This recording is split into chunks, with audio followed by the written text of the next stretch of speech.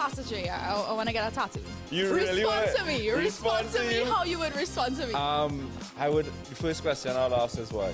Controversial taboo topics. We get so consumed by church, we forget that we have to live the life of being a Christian outside of the Sunday. Like you say, services. we think going to a service makes us a Christian. Exactly. Yeah. Right. So we are about to hear the second time Pastor J wanted to take a tattoo. Would have been late last year and early this year. Oh gosh. Hope Unfiltered podcast with Pastor J and Ren.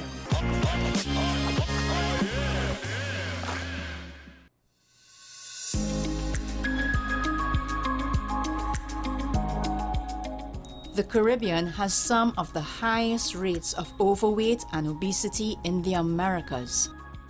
Parents are usually meticulous about what goes into their children's mouths from 0 to 1 year. But then something happens after 1 year when we say to them, eat from the family pot. Right. Somehow the family pot extends to snacks, both sugary and salty, soft drinks and candies of all descriptions.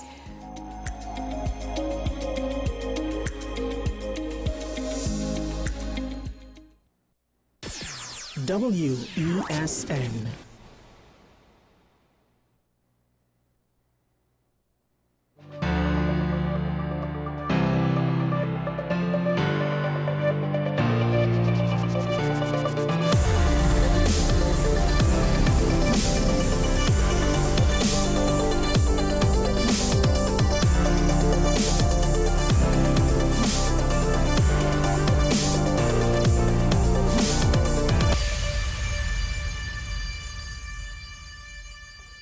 I'm Sean Michael Small. This is Talking Point. Getting straight into it, one of the interesting happenings of yesterday was the fact that one government senator was the victim of not just crime, but a crime that bugs me in a sense, right? Now, I'm not here to say that Senator Naked did anything so egregious and he deserved what he got. He didn't deserve what he got.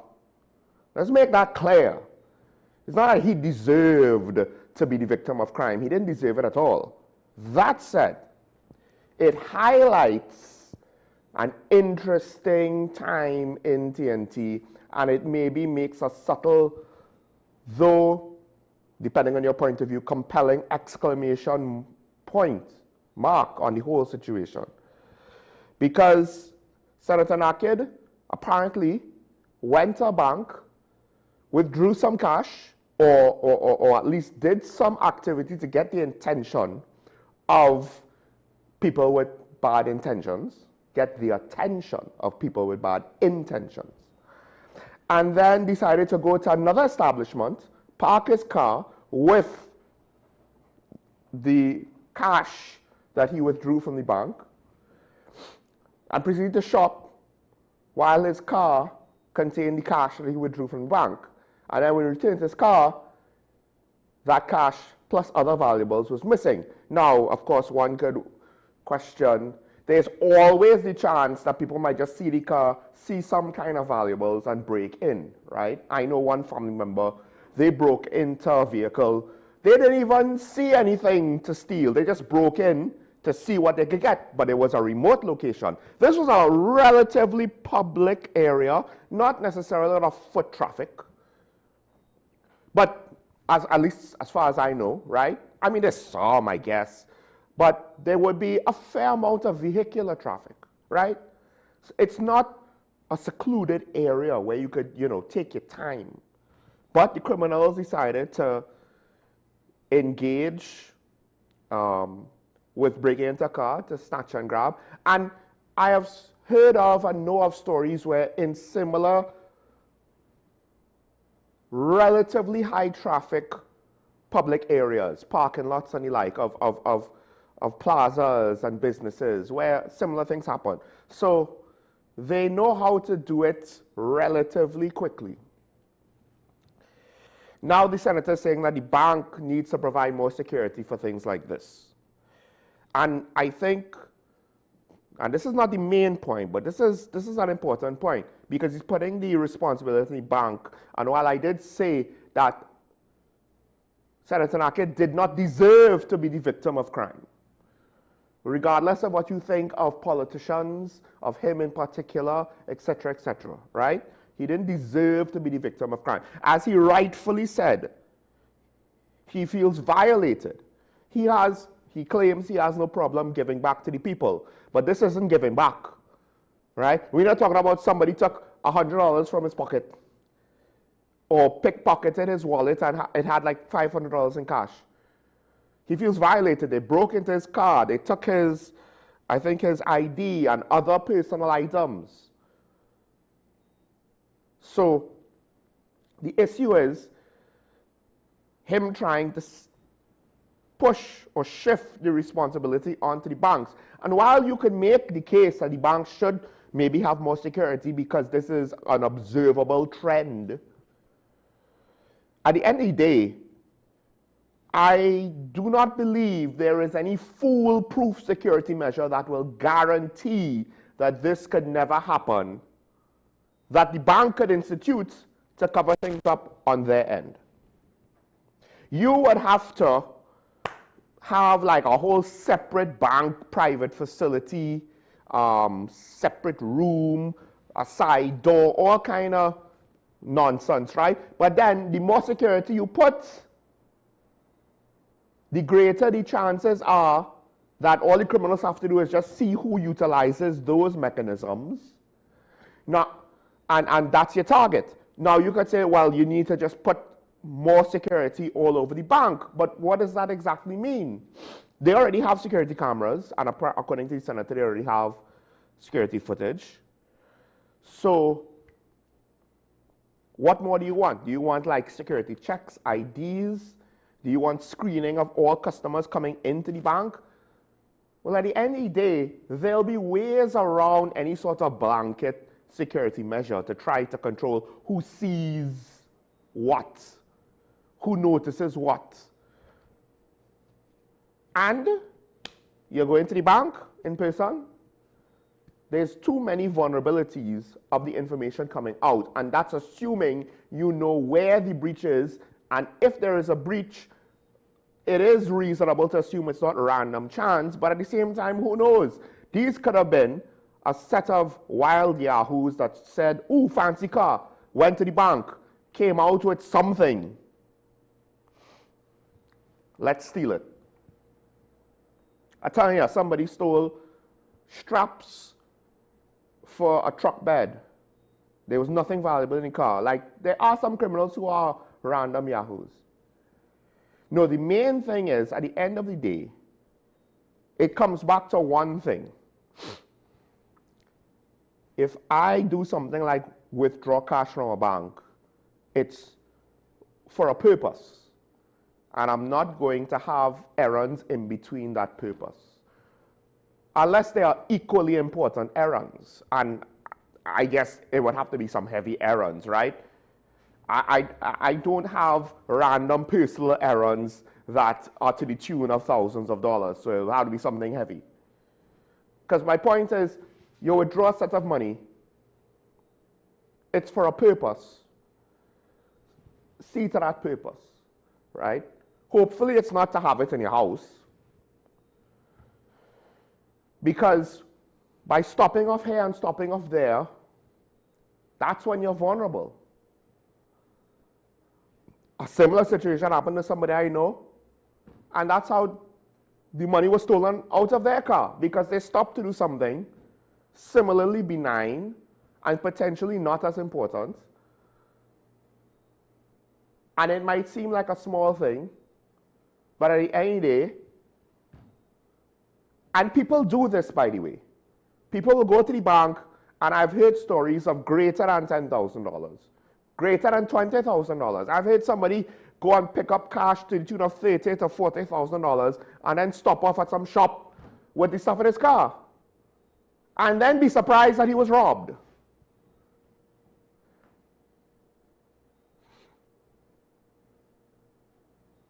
If you do not give the criminals an opportunity to steal from you, then they are less likely to have the chance to steal from you. And ultimately, that's one of the biggest things. Now, granted, Again, I don't know what the money was for. Maybe he was taking it to go home with. But these are the kind of things I do believe the TTPS is warning the public against. I understand that there are some people who do not trust the financial institutions and electronic transactions and don't want to put their money in banks. Fine. I mean, ironically, the victims of these thefts are not people that want to keep their money out of banks. It's people that want to take some of their money, but a large amount, in cash out of banks for whatever reason.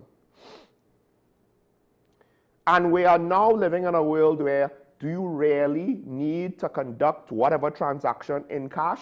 If the answer is no, at that sheer amount of finances, maybe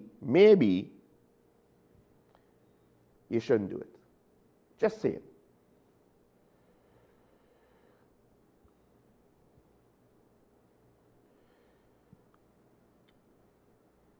So, now if you have a specific recommendation that you say, well, the bank should have done this, but it didn't, or this is international best practice, but it's not instituted, that's different. I haven't necessarily read that.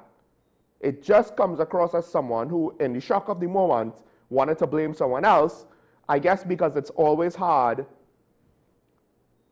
to consider what part did you have to play in your own downfall. But this is the subtle exclamation mark, and I say subtle, the statement isn't subtle in a way, but I believe the impact, it's not necessarily being, thrown out into our faces. So you have to read through the story to get it. Quote, crime is a problem in the country. There is no doubt about that. People will say it's a UNC senator, but it doesn't matter.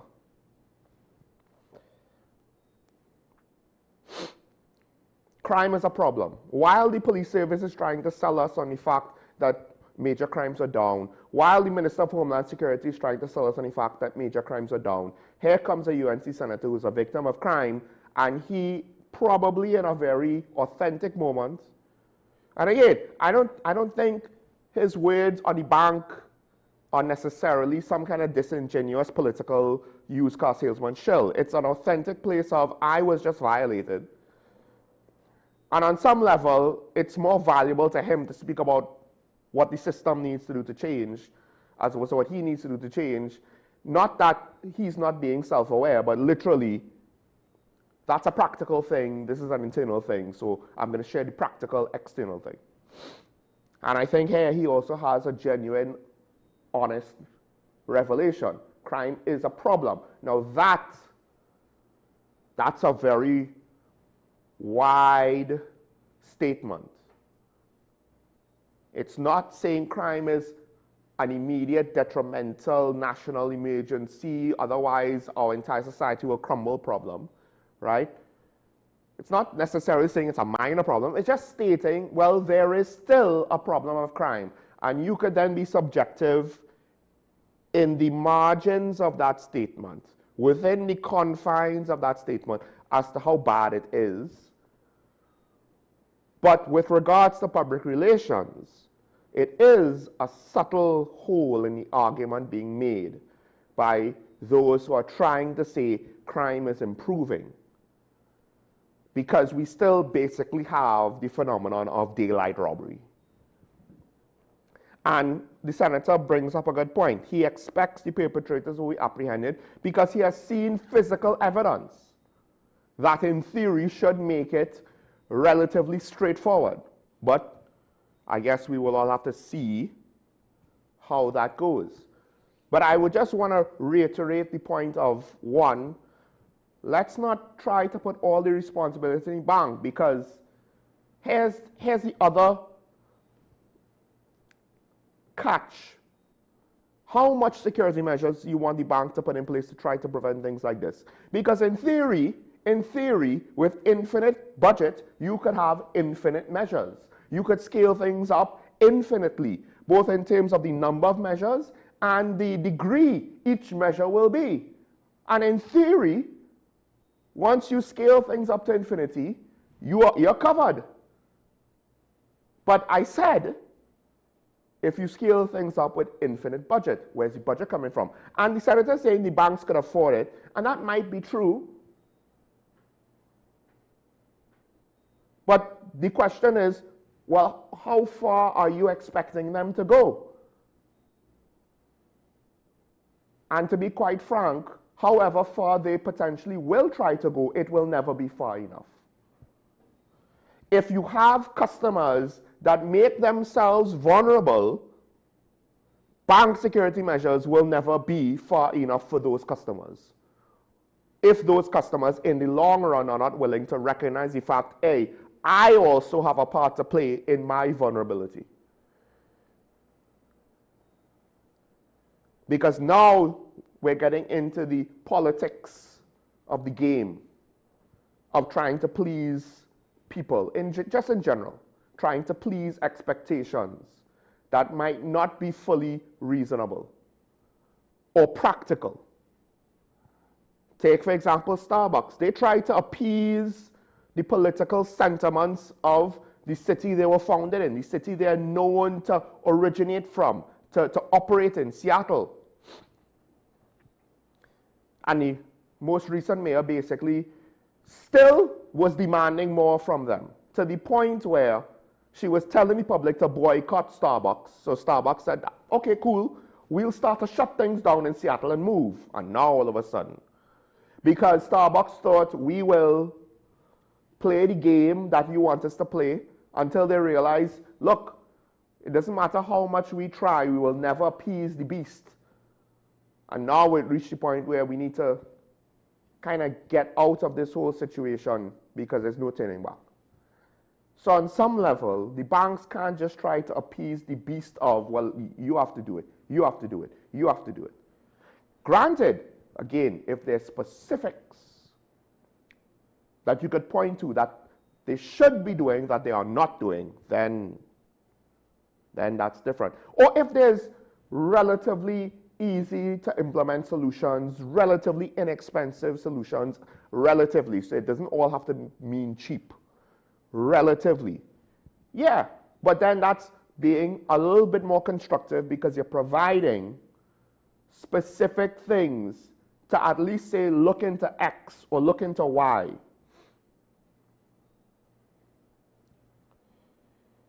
So,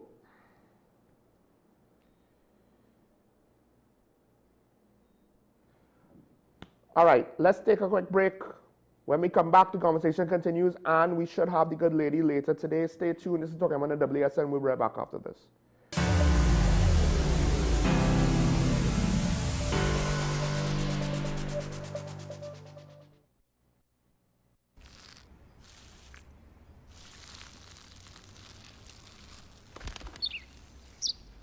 Maybe he landed here totally by coincidence. But if by chance he's admiring your fresh coat of Benjamin Moore soft sky blue, well, that's a pretty high compliment. Coming from an expert.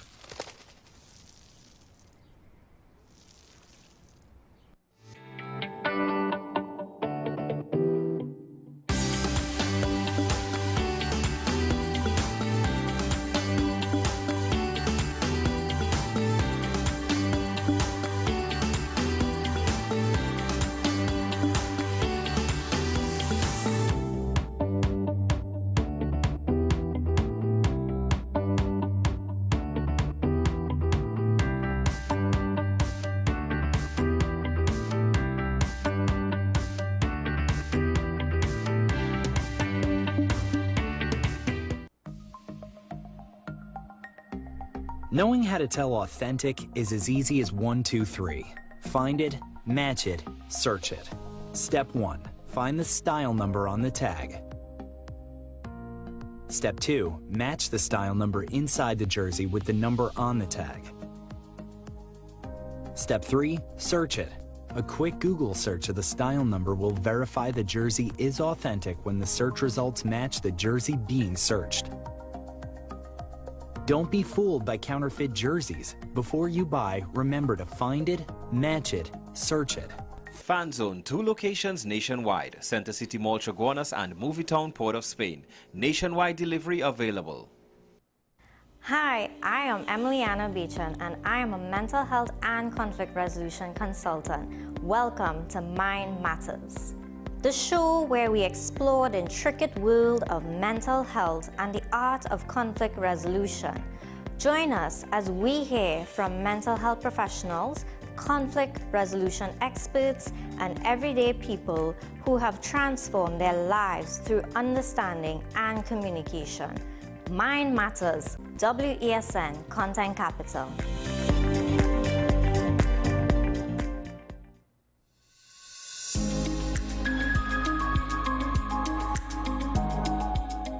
The Caribbean has some of the highest rates of overweight and obesity in the Americas. Parents are usually meticulous about what goes into their children's mouths from 0 to 1 year. But then something happens after 1 year when we say to them, eat from the family pot. Right. Somehow the family pot extends to snacks, both sugary and salty, soft drinks and candies of all descriptions.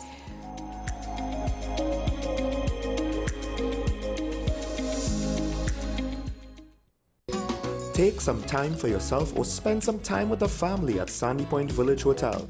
Enjoy our various studio and suite apartments, self-contained with their own kitchenettes and Wi-Fi. We also have our famous 100-foot swimming pool and our beachfront restaurant, the Steak and Lobster Grill. And our location in Crown Point puts us near the center of activity from the nylon pool to the local nightlife. Call us and make your reservations at 639-8533, 389-2378 or email us at sandypointvillagehotel@gmail.com. Are you driven, ambitious, and ready to earn? WESN, the content capital, is expanding, and we're looking for dynamic media sales executives to join our team. Sell powerful advertising solutions across television, digital, and social media platforms, and help brands tell their story. If you have strong communication skills, a passion for sales, and the drive to succeed, join WESN today. Send your CV to marketing@wsncc.com or WhatsApp 6861662 and start building your future. This is 10 Questions. I'm Andy Johnson. The distance from where we should be in the world in going forward on our commitments with climate change. The effects of climate change that cannot be accounted for. It's called loss and damage, and we're seeing loss and damage happening so much more in this decade and the previous decade. The principal term there was this question of the correspondent banking issues. That is why we're trying to build capacity with this country here, Trinidad and Tobago, and other countries in the region. Man is not showing any signs of stopping or even slowing down. More than half of the forest in Trinidad is already gone. All the plants and all the animals and all of the nice clean water and fresh air and everything had to be on this planet for humanity to have a chance. We have small change when it comes to countries that can take decisions, and when they speak, the world listens. The General Assembly is a very democratic forum. And Trinidad and Tobago has the same vote as Canada, in spite of the obvious difference in size.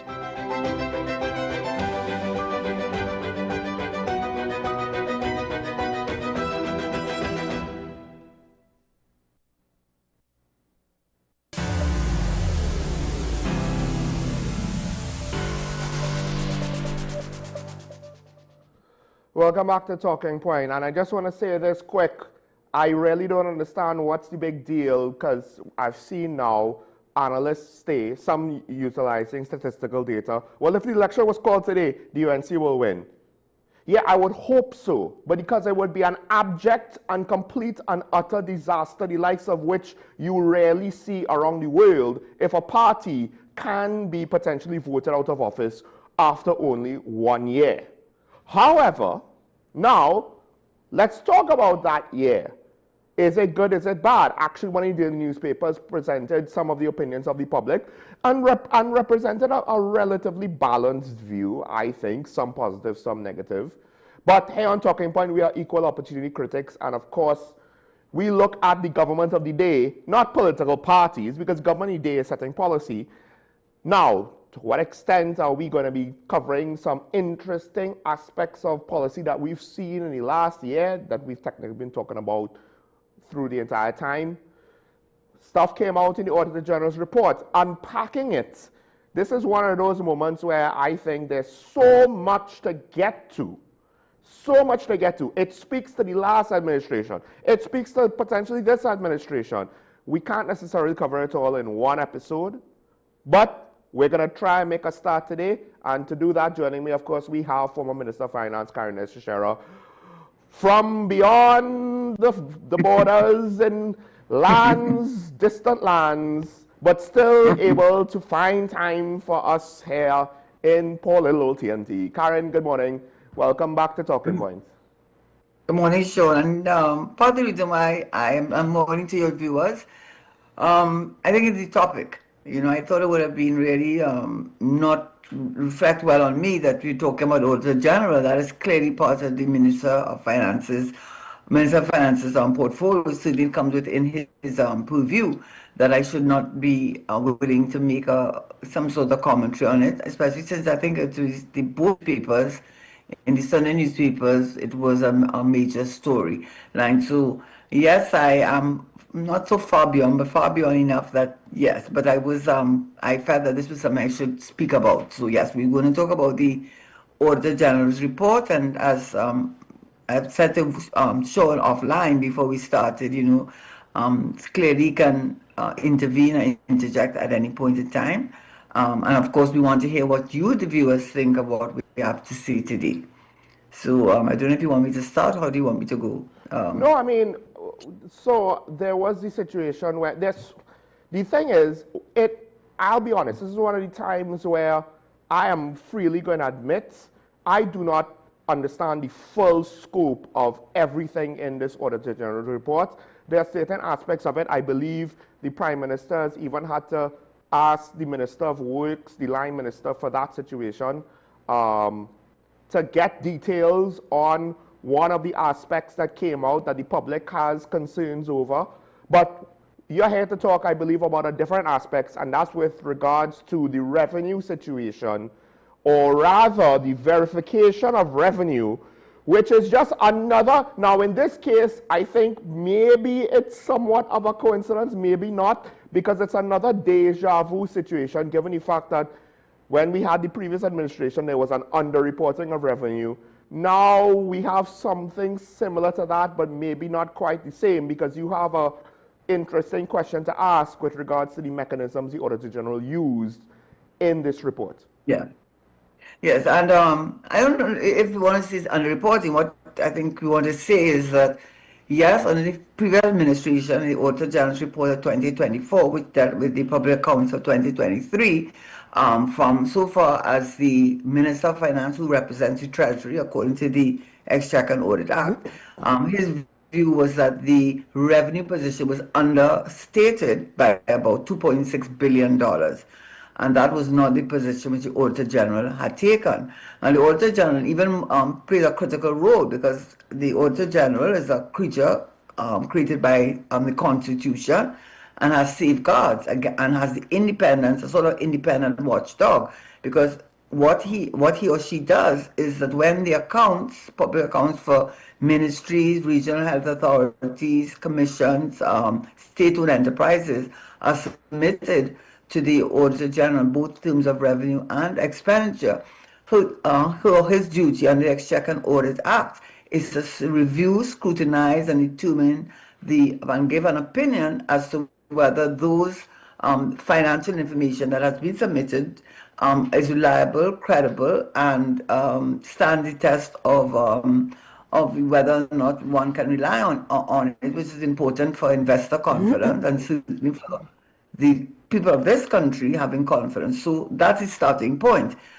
So the issue here, as far as which I had not heard ventilated before, was that they spoke of the auditor's report for the financial year ending September 30th, 2025. So it's the Auditor General's report of 2025, in which the Auditor General gave a qualified opinion.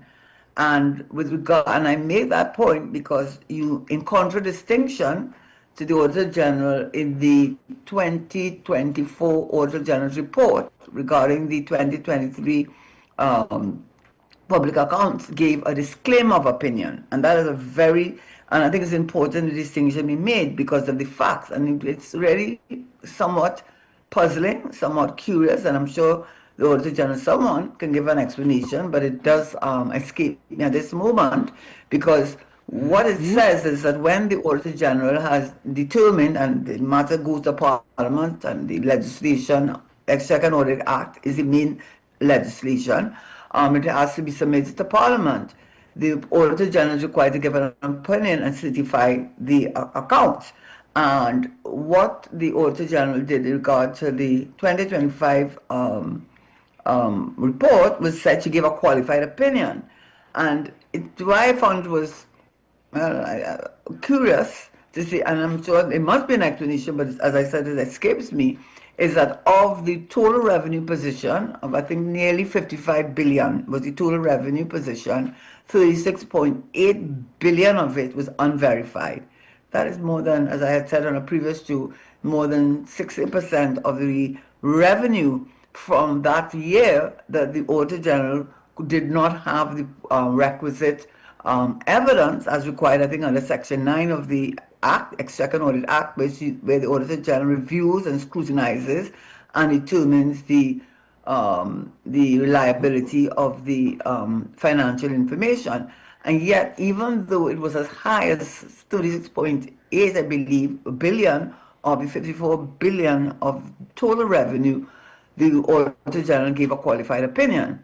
However, under former administration, as I mentioned, the differential or the difference in terms of to reconcile what the Minister of Finance as the Treasury had submitted, the differential was 2.6 billion of the total revenue, I think nearly 65 billion, in which there was a disagreement based on, and maybe the word is not disagreement because that's a job, to scrutinize and to review and to determine whether the financial information is credible.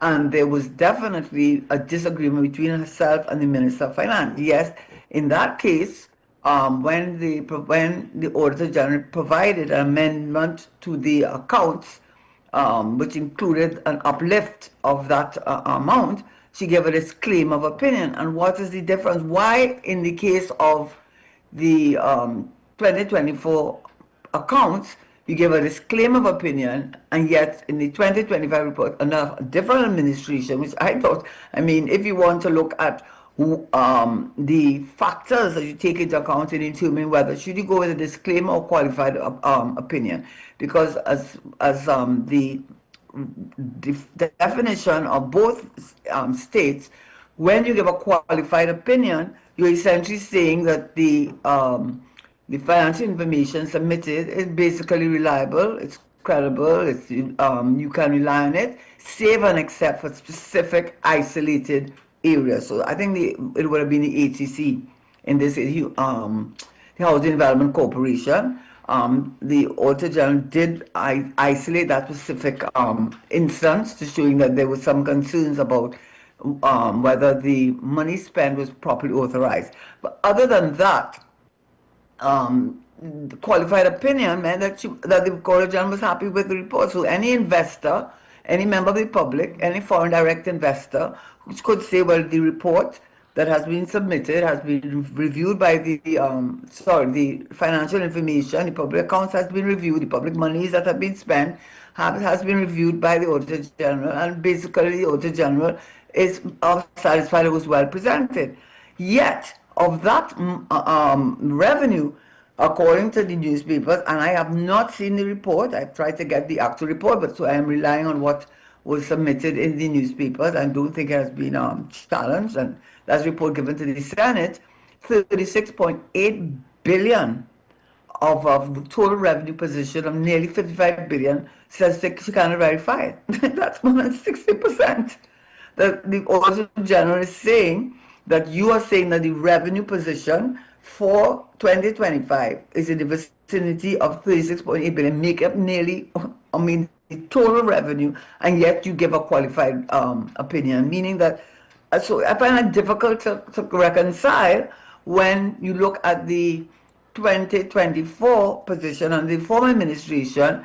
And yes, clearly there was a animus. There was and understandably so on the part of the Auditor General between herself and the Minister of Finance, ending up in a Privy Council case, which did not reflect well on the former government and certainly not on the Minister of Finance. Certainly did not. But the areas in which there was a lack of verification, if I'm relying on the report, was with regard to 2.6 billion of that total revenue of 60-something billion dollars, and yet you gave a disclaimer. When you give a disclaimer, according to what the definition, what they look at materiality and pervasiveness. And what it says is when an Auditor General gives us an opinion, a disclaimer, he or she is essentially saying, you can't rely on it, you know. Wash my hands of this report. I cannot rely on it, and therefore you cannot rely on it as being credible information that was submitted to the Auditor General by the relevant minister. That is what you are saying. When you say it's a qualified opinion, you are saying the financial information basically was reliable, verifiable, and it was basically satisfied with it, the bona fides of that information, save for specific areas. And I find that very difficult to reconcile, given the test that is used. Why qualified when more than 60% of the revenue position, you're saying you can't verify it? And by the way, the revenue is tax revenue. And where with the former government, it did not, in terms of materiality, yes, but pervasiveness, no. 2.6 billion, you give a disclaimer. So that was something I don't see that the media has really highlighted. And you can't help but know that what would have preceded that would have been the breakdown of professional relationship between the Ministry of Finance, the Minister of Finance, and the Auditor General, which ended up with the, yes, go ahead. No, I just say that just to be clear, because I think one of the issues is this is an Auditor General report that spans two administrations. By my count, 5 months under the new administration, 7 months then under the old, give or take a month, right? On the 5 years under the old, from October the 1st, which would have been just after or around the time that the last P&M budget was presented. So I feel as though it's kind of easy to either misunderstand or misread the situation or not, or misidentify, because we're kind of in a half and half situation where now you have this discrepancy, I guess, depending on your point of view, because you're saying, well, just look at the sheer scope of this discrepancy versus that one. Now, we know in that one, part of it was the fact that the minister was trying to interfere with the process, and one could argue, hey, you're kind of going against the rules of what an audit is and how it should be conducted. But in this case, as you pointed out, it's 60% of the government's revenue, where if you can't necessarily verify it, what exactly does that mean? And then, of course, there's the highlighting of tax revenue. But there's the question of, as you said, the breakdown of the relationship with the previous administration. And do you think there might be some carryover? That I don't want to give a definitive position with regard to that, but one can't help but understand that. I mean, if you look at the facts and the tests that they use, why was the Auditor General satisfied in the case of the 2025 report, which would have included the financial information presented by this administration, where so much of the revenue that was financial information was subject to verification, was according to the newspapers, which I'm relying on, was unverifiable. She could not rely on it as being valid or reliable, and that is the job of the Auditor General.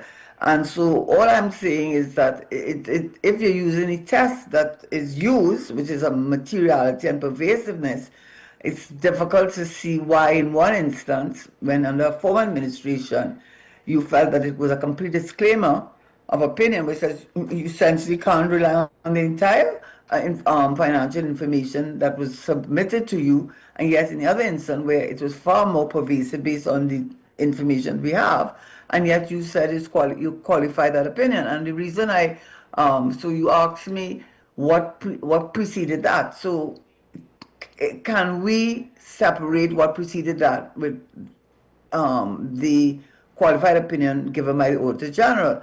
And I'm going to raise it. I mean, it's for the public to determine to what extent there is a correlation or relationship between, but it's hard not to see that it may have played some sort of part in that. And I'm not saying it did, but it's hard not to speculate. And the reason for that, of course, as you know, and I think, I mean, it's perfectly understandable, and I was outraged because we have spoken about that before on this program.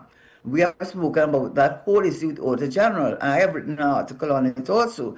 And it was, I mean, it reflected very, very poorly on the former administration, and in particular, the Minister of Finance, who seemed to be going after the Auditor General, who was, as far as I'm concerned, yes, she was doing her job. So the fact of the matter is that the Auditor General made an application by way of judicial review to review the decision of the Minister of Finance, who was under the former administration, to investigate her conduct in the understatement. We've already come to a decision that she understated the revenue, the understatement of the revenue for that 2023. And we know that there was really ill feelings between them. We know that, I believe it is the Attorney General, if I'm not mistaken, who said that her conduct and her publication of a disclaimer was both sinister and bizarre. And of course, we also know that the Constitution gives protection, understandably, to the Auditor General, and saying that because she's an independent watchdog on behalf of the people of Trinidad and Tobago. And that section 116 says you cannot direct or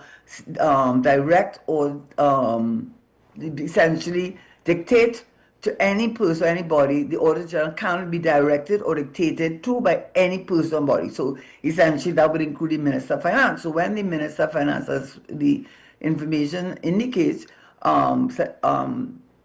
requested that the Auditor General amend the revenue position and increase the revenue position by 2.6 billion. Eventually, when she did do that, she gave a disclaimer. She said, "Well, okay, I'm doing it." She uplifted it.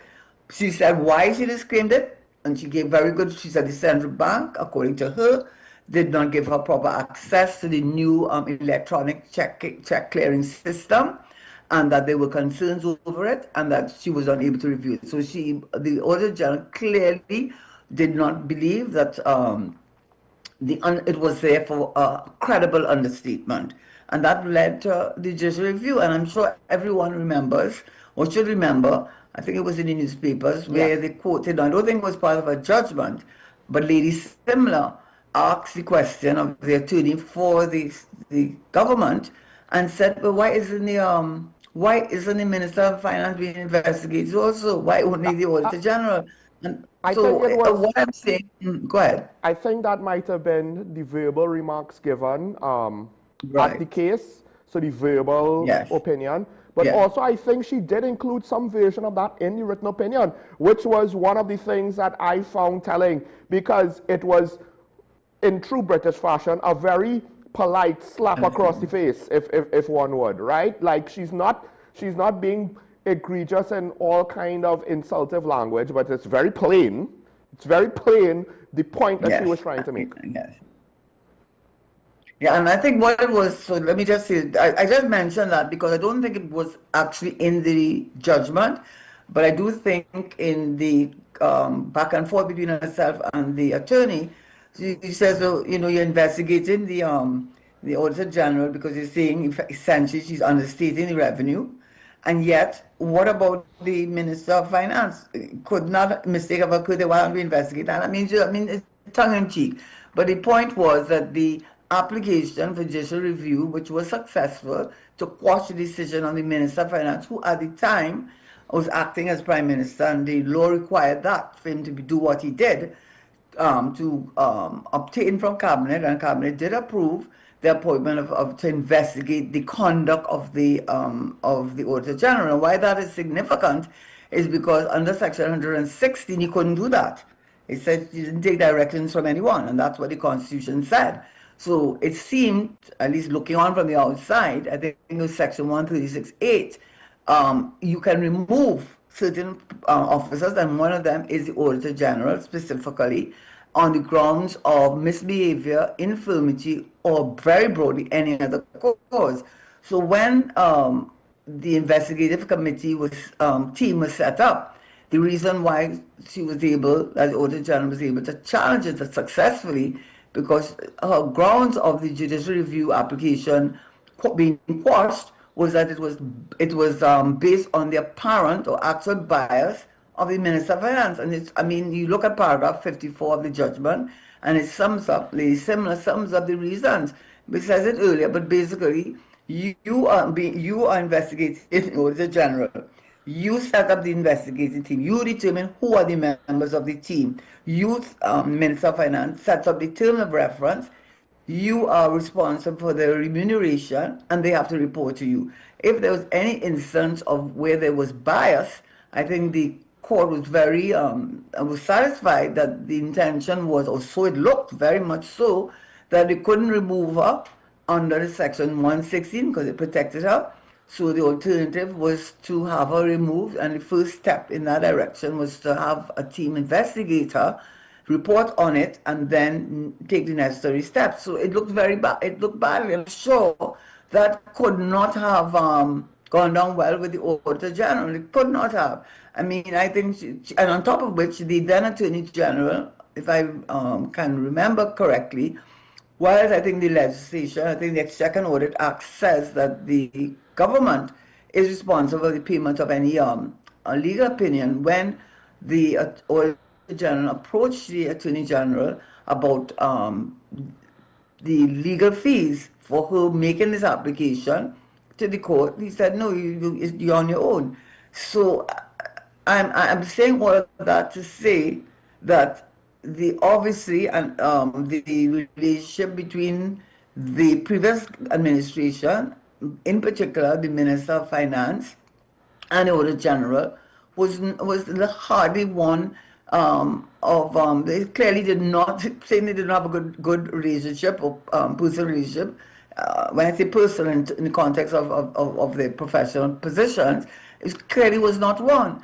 And I'm just saying that you can't help but note that. So the point I was making or attempting to make, yes, there are other issues with the Auditor General's report, which we can look at, and I certainly want to consider that. But I think one of the main things I think needs to be ventilated is why a qualified opinion in the 2025 report, yet a disclaimer with the 2024 report, in which the test or the yardstick that you use to determine which one applies is materiality and pervasiveness. And it doesn't seem to me that both, if you're going to say that the 2024 report, you justified it, that there should be a disclaimer of opinion, which is essentially saying, I can't rely, you remember the public and the investors, you can't rely on this report, because I can't rely on it. It's so pervasive, the credibility verification, it's so pervasive, the concerns that have been raised and the uncertainty of the information is so widespread that I am not able, that is, as Auditor General, to give any credibility or reliability on that account. If you felt that about the 2024 report, why did you not feel that about 2025? And that's what I am just putting that out, something that we need to consider, because again, just to close up on that, I mean, the revenue that, according to the newspaper report, is 36.5 billion of that revenue position that the Auditor General says, I cannot verify, I cannot reconcile the figures, I haven't had the proper access to be able to verify it. And that amongst of nearly the total revenue for the entire 2025 was just under 55 billion. I mean, I don't know. I mean, that looked like both material and pervasive to me. So that was the concern that I thought should be highlighted. Well, and the reason for that, I can't see. I mean, there's so much. One of the things now is, and let me just offer a speculation, and this is speculation. I am throwing a possibility out there. The Auditor General might have, been affected in whatever way you want to interpret that statement by, as you pointed out, as what happened last time. And one of the ways maybe is that, or rather we could question, was she accurate when the first go around? Did it have to go that far? Maybe it did, maybe it didn't. I'm not talking about once the Minister of Finance got involved and did what he did. I'm talking about initially.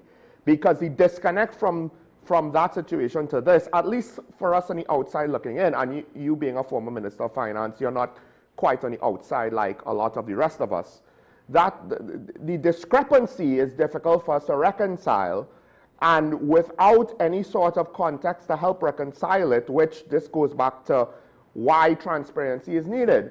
Now the public is kind of left to their own devices, but the issue is, I think the easy excuse is to say, oh, well, it's the PNM's fault. The problem is this government was in control for the last 5 months of that year. So at the very least now, you have to question exactly whose hand caused the situation that left the Auditor General saying, well, I can't verify certain things.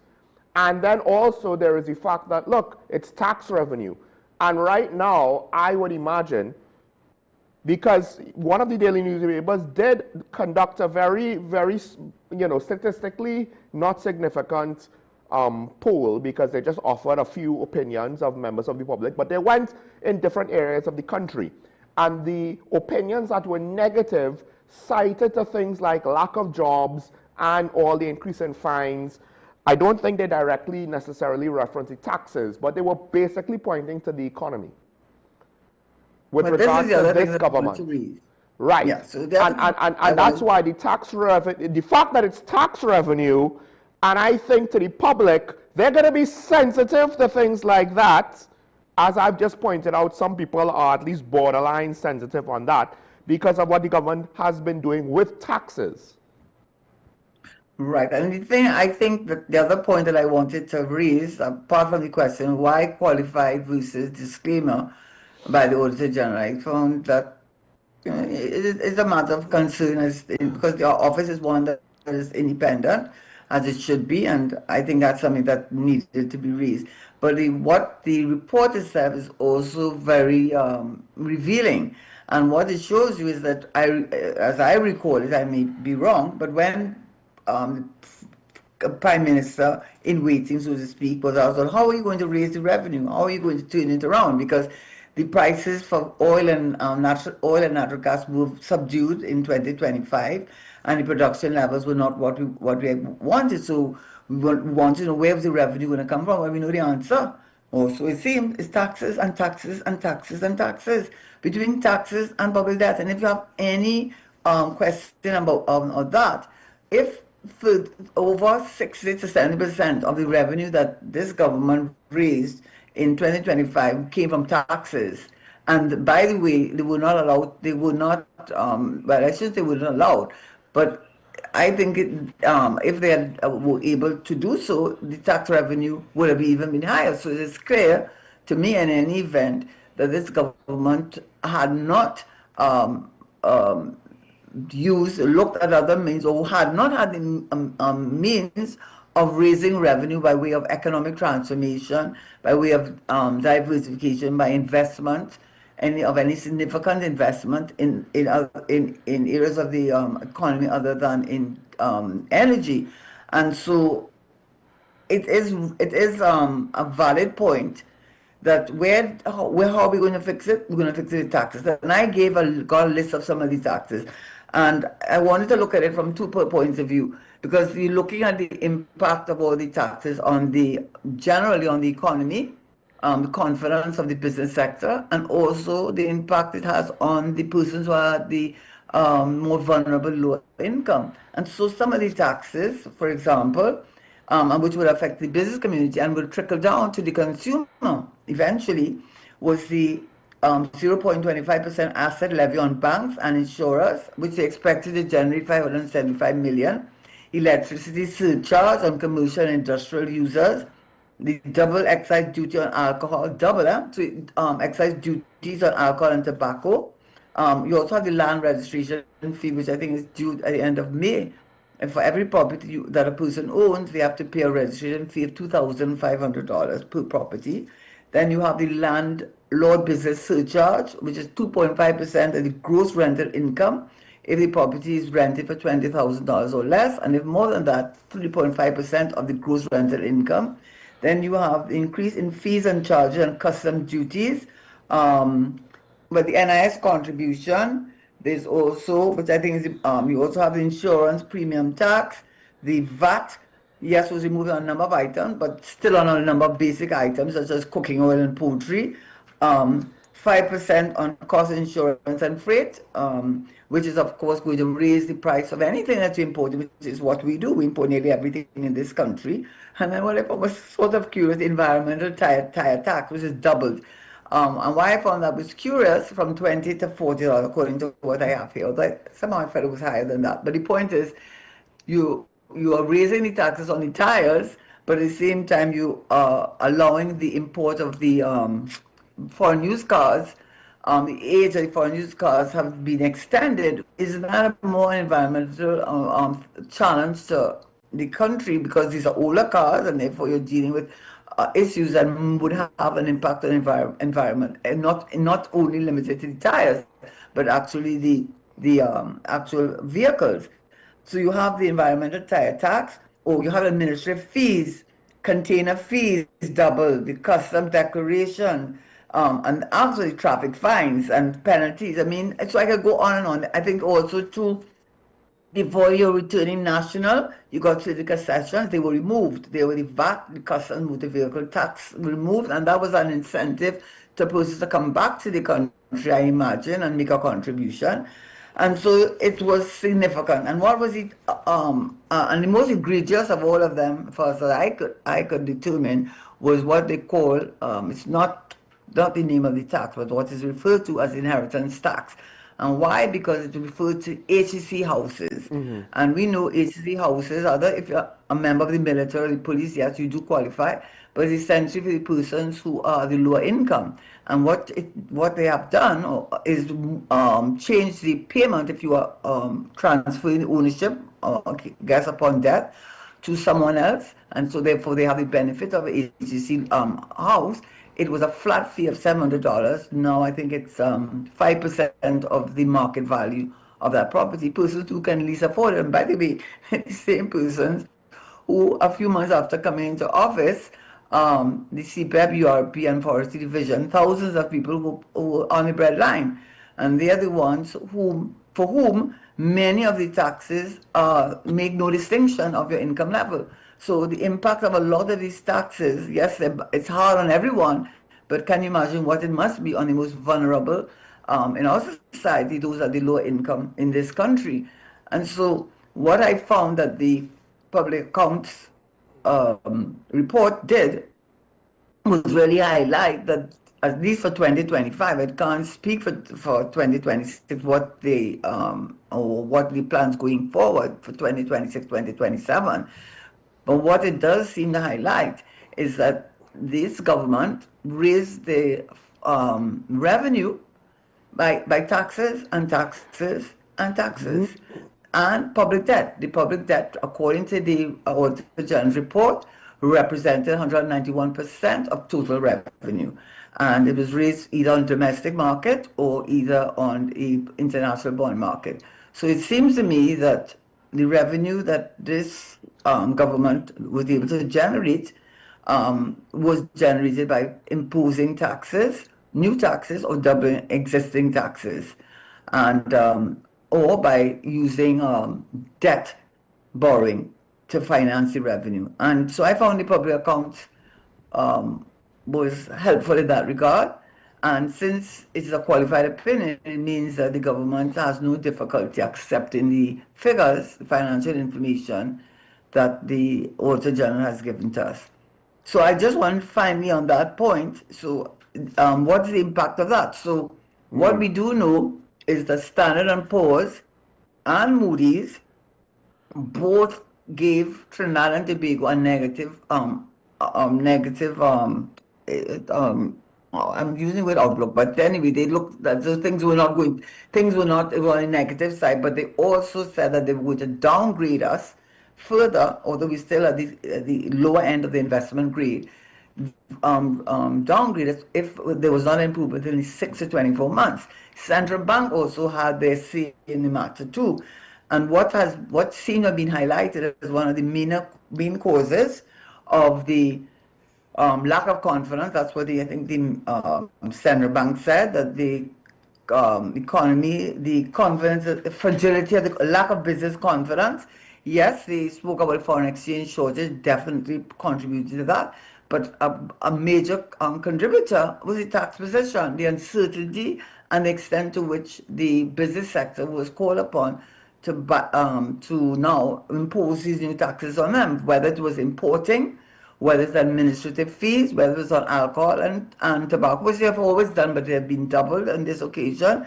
What they have said is that this has caused the various chambers of commerce have said that the level of taxes has acted as a disincentive and has affected the business confidence. And that is a statement coming also from the central bank. There's also the statement from, I think it is Standard & Poor's, saying there's a liquidity crisis, meaning that the money circulating, there's not that much money circulating. I think they actually had a figure that was really, what they said is that the banking system liquidity plummeted by nearly 50% between May to October 2025, from 6.6 billion to 3.5 billion, putting further pressure on the banks.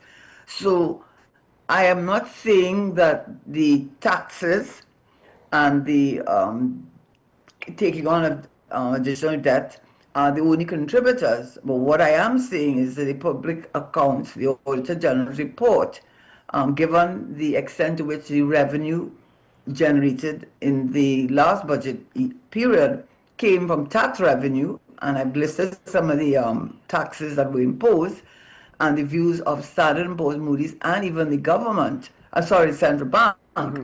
It to me hasn't had to date in any event, acted as a disincentive to the development of our economy, rather than doing things as the economic transformation, which I think one of the rating agencies spoke about.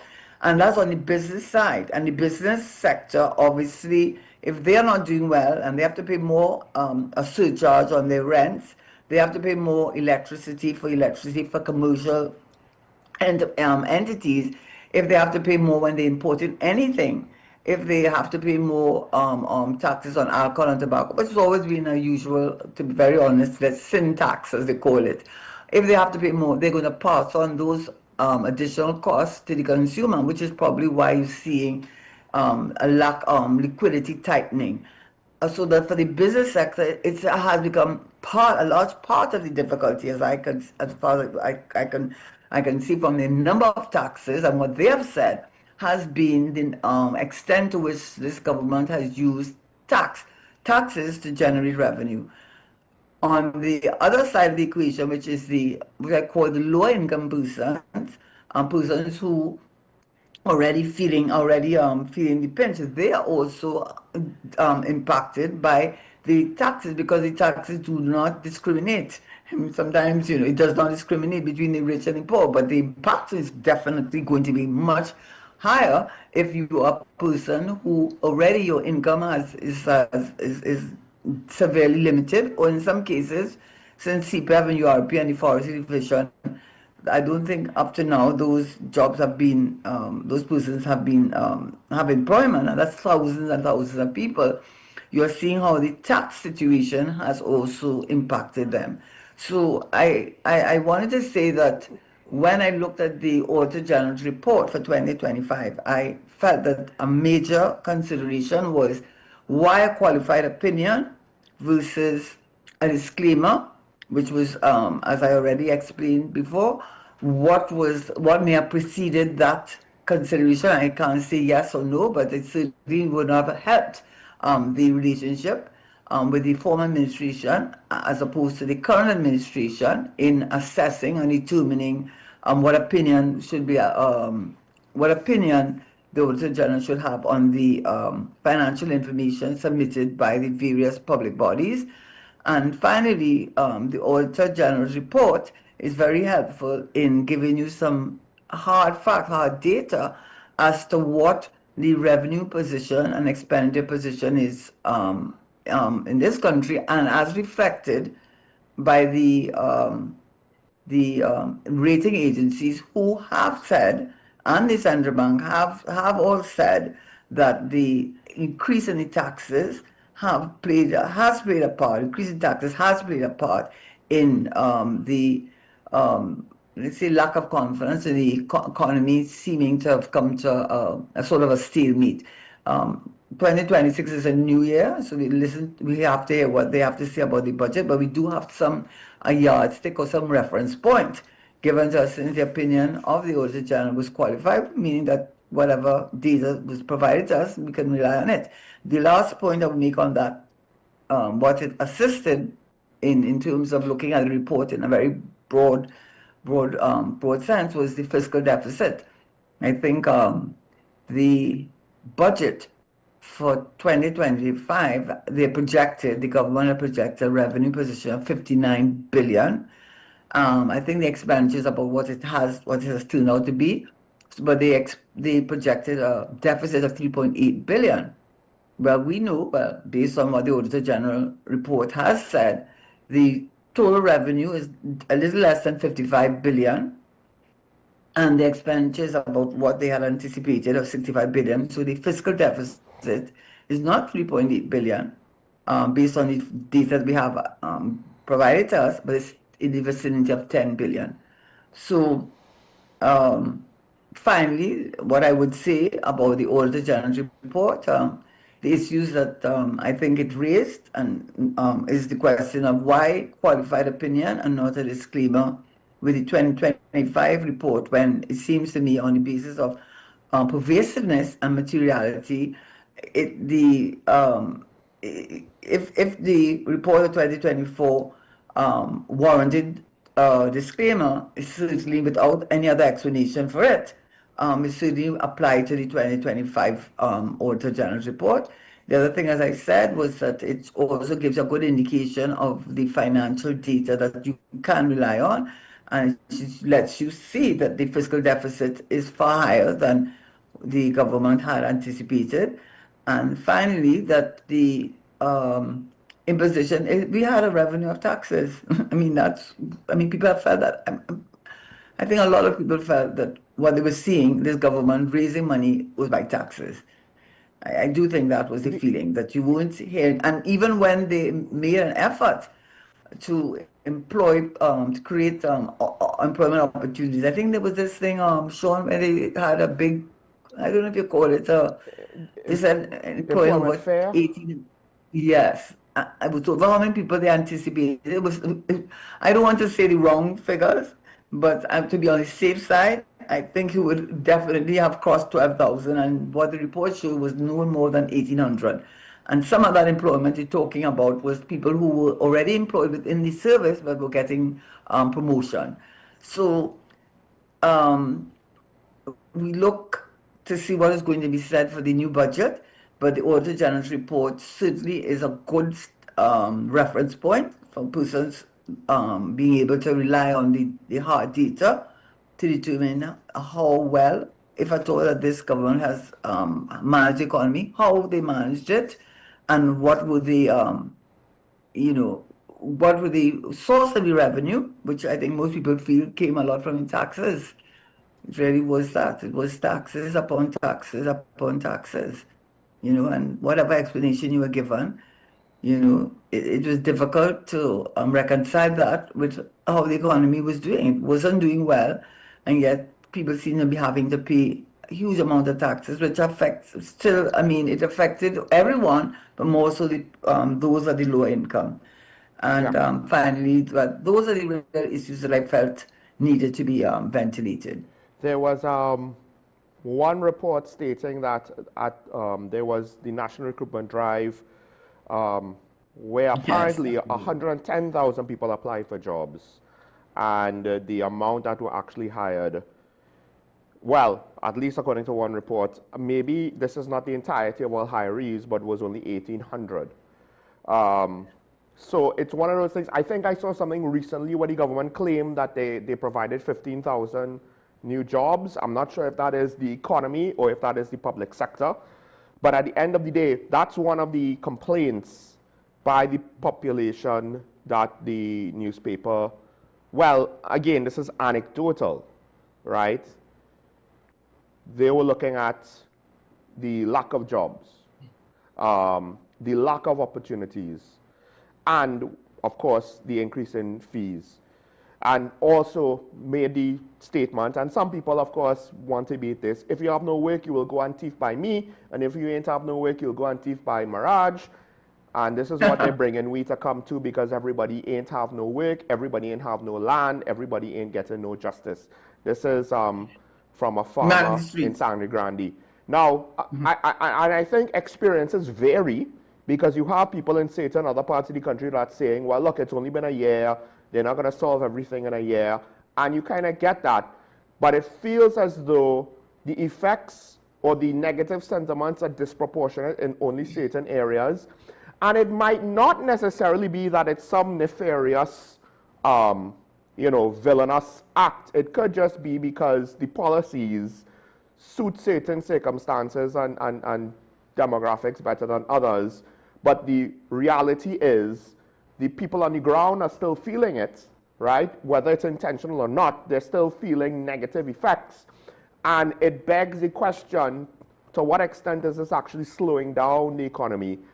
Because the problem with the tax revenue is not increasing by increasing the GDP, increasing productivity, increasing the amount of money being generated, the amount of value being added with regards to goods and services in the economy. So you have more things to tax in each industry. You're just taxing each industry, each sector more.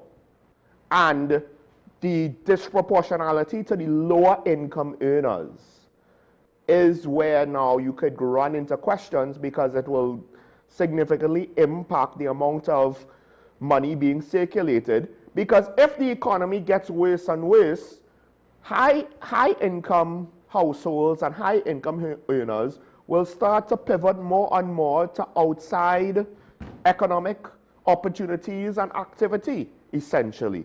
So yeah, I think one problem is that what I think, for me anyhow, how I look at it is that what it is it does not.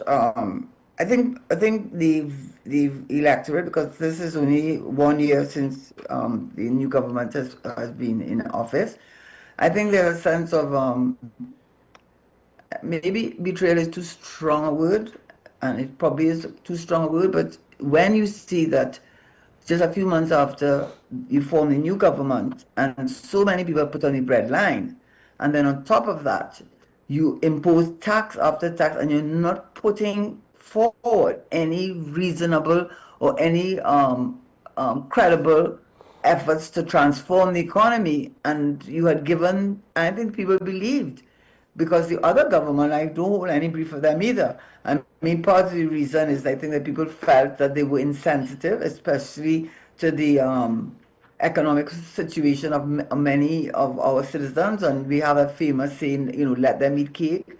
So it's sort of showing that it seems as though the government of the day did not seem to, lack care for the plight of so many of our citizens.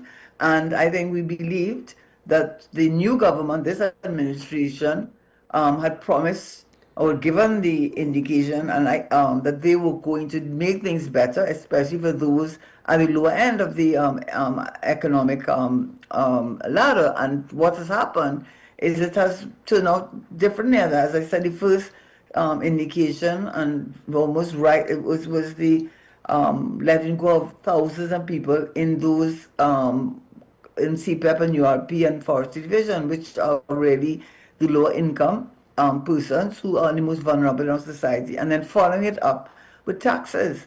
Taxes, I mean, I think I took about 20 different taxes. The other taxes I didn't mention. So when you combine both of them, both of those facts, I think so far, focusing on the Auditor General's report, that aspect of it, I think what it has done, it has certainly lessened the confidence and trust that the national community had insofar as the economy. I'm not dealing with any other, I'm dealing with the economy specifically, and I think that is what is the, I think that to me, and the report giving you the data, so to speak, really does highlight for many of the citizens. I have a feeling if you went and spoke to many people who form the electorate, I suspect many of them feel that their things were going to get better. They felt this government was more a caring government, certainly projected themselves like that, and yet it has turned out, because of the closing of so many of these social programs, as well as the imposition of so many of the taxes, which I said the most egregious of which is the inheritance tax. I think that what has been the consequence of that is that there's a sense of, I don't want to use the word betrayal, because that's a strong word, but you know, it's like the recruitment drive. You know, how many jobs, thousands of jobs were going to be created, and you said so many people went out believing that there was going to be a change, and yet what has come out of that? And I think this is just a continuum of that. Well, I think this also, the analysis was incomplete after the election last year, because I feel we did not, and myself included, right, and most analysts did not fully appreciate the consequences of only 54% of the voting population actually coming out to vote, right, of what it meant with regards to a government technically winning by a landslide when compared to the results of their immediate opponents. But when compared to the actual amount of votes they got within the population, I don't know if in hindsight we could say it was a clear mandate that a majority of the population wanted this, told you to do this. They got a mandate from the majority of the people that showed up to vote. 3 out of every 5 voters essentially voted for the UNC. But that was 54% of the actual voting population. So it's really 3 out of 5 of 54%. And when you kind of do the math there, then it's more like around 30-something% of the voting population is who voted for the UNC. For the PNM, they also have technically, it's not as though this is good news for the PNM, because then you're basically saying a fifth of the voting population. You're not going to get the entire voting population, but when you just have a fifth or less, that's an even worse sign technically. But now, I do wonder if, while there were some people, even if you didn't vote for the UNC, you hoped for change, because the messaging was so good, right? And the messaging was so well crafted, and I think was reasonably good. Not just it was smoke and mirrors. The messaging was good, but the implementation after the fact. And I do wonder if a lot of the reason why these sentiments were so positive was because people did acknowledge that the previous government deserved to be voted out of office, essentially, right? I'm just saying this is what I believe people's perceptions are, right? They were rightfully so voted out. So, I mean, I've said that more than once. So they're not going to necessarily have anything negative to say about the government. I'm not talking about the base of the PNM. I'm just talking about the people who were like, I'm not going to vote for the PNM. I might not like the UNC, but I'm not going to be out here negative about the government that's emerging right now. But the problem again is, I feel at least in North Trinidad and parts in East and parts in South, there's a disconnect between the government's messaging and what they're experiencing. And at what point now is that going to become more and more cemented in the psyche of the voters? And as much as the current administration is secure right now, there are claims that their popularity in the polls is rising. I'm not entirely too sure how true that is, or it could be true, but maybe within 5 years, the race might be a lot closer than it would be now. Well, I'm going to go just on gut feeling. So I haven't done any polls. I'm not a pollster.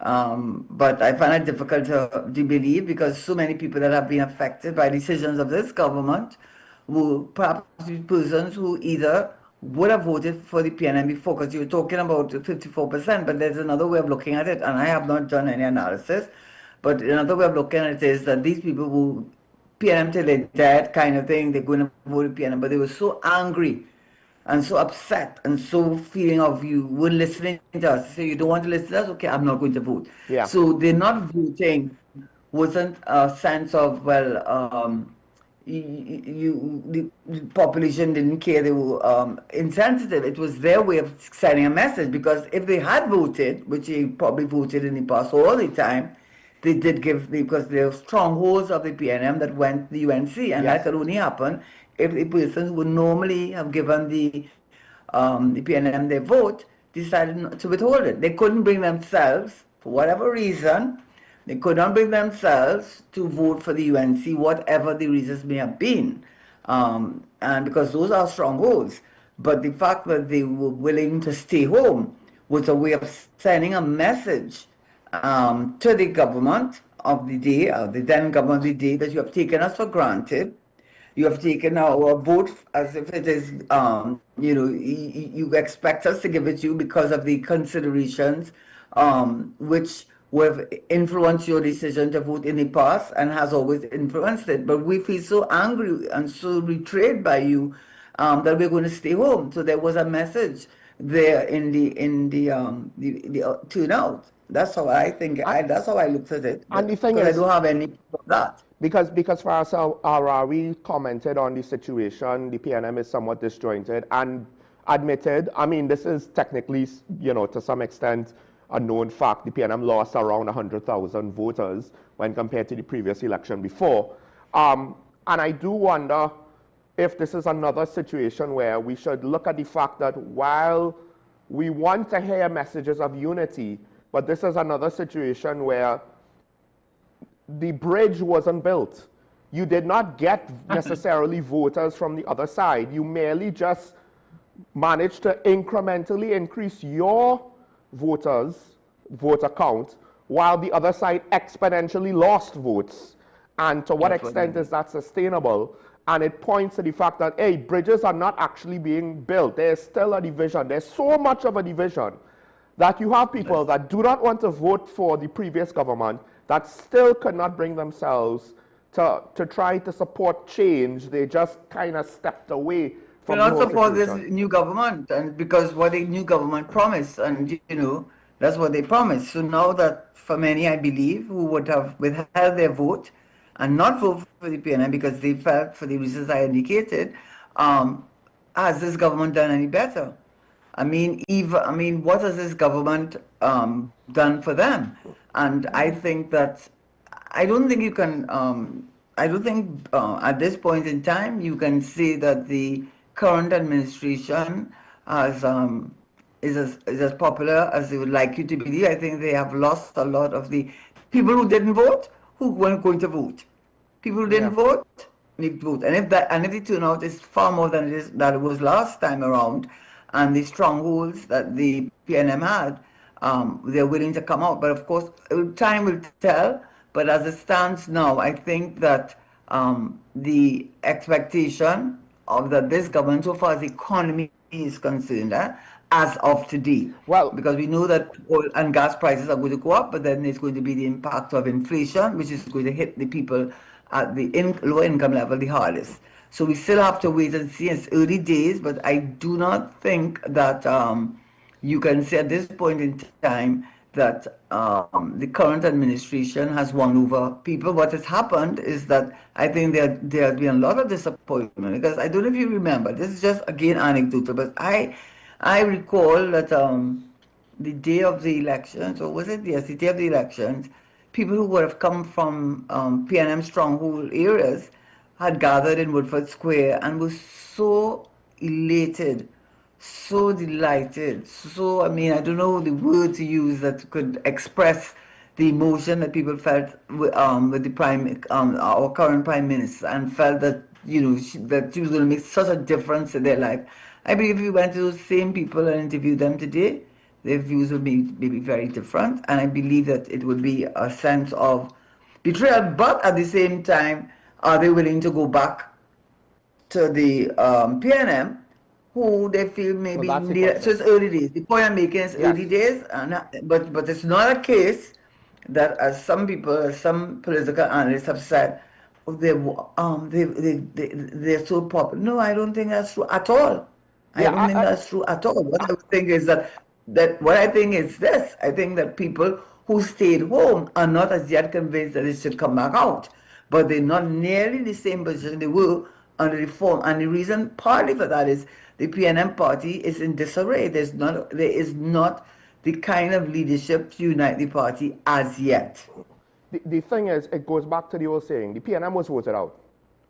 The current administration won an election because the other guy was voted out, and will win an election if one was called today because the other party has not gotten its act together or has not rehabilitated its image, because the image was in such a bad shape, was in such shambles over multiple controversial FUBARs. Multiple. And some of the worst seemingly were in quick succession, relatively speaking, within the last 2 to 3 years. And that probably might not include, like, say, the Paria incident or the AV drilling. We don't even have to go there. The Auditor General stuff, the succession stuff, you know, I mean, the merit list and all. You could say that last 5-year term, the last 4 of those 5 years, there were so many things that could have sunk any sort of Westminster government in any Westminster jurisdiction, and it all happened to one party, one term, one administration in Trinidad and Tobago. And I think the mistake that the government is making, because it started with Philip when he said there's a new majority or whatever he said. I don't even want to remember what he said because it was so over the top ridiculous. And it speaks to him trying to justify his social media continuation on social media platforms. But when he tried to make it seem as though, no, it was the strength of the UNC, I'm not too sure if that's the case. And that's your starting point. Your starting point was you won because the other guy weakened himself, made so many errors that that party was so weakened, it was, in hindsight, your election to lose, essentially. There was no way you could have lost it unless you completely fumbled the bed. But this is where bridge building needed to happen to cement your place. And I don't think enough of that was happening. This was a chance for you to prove yourself.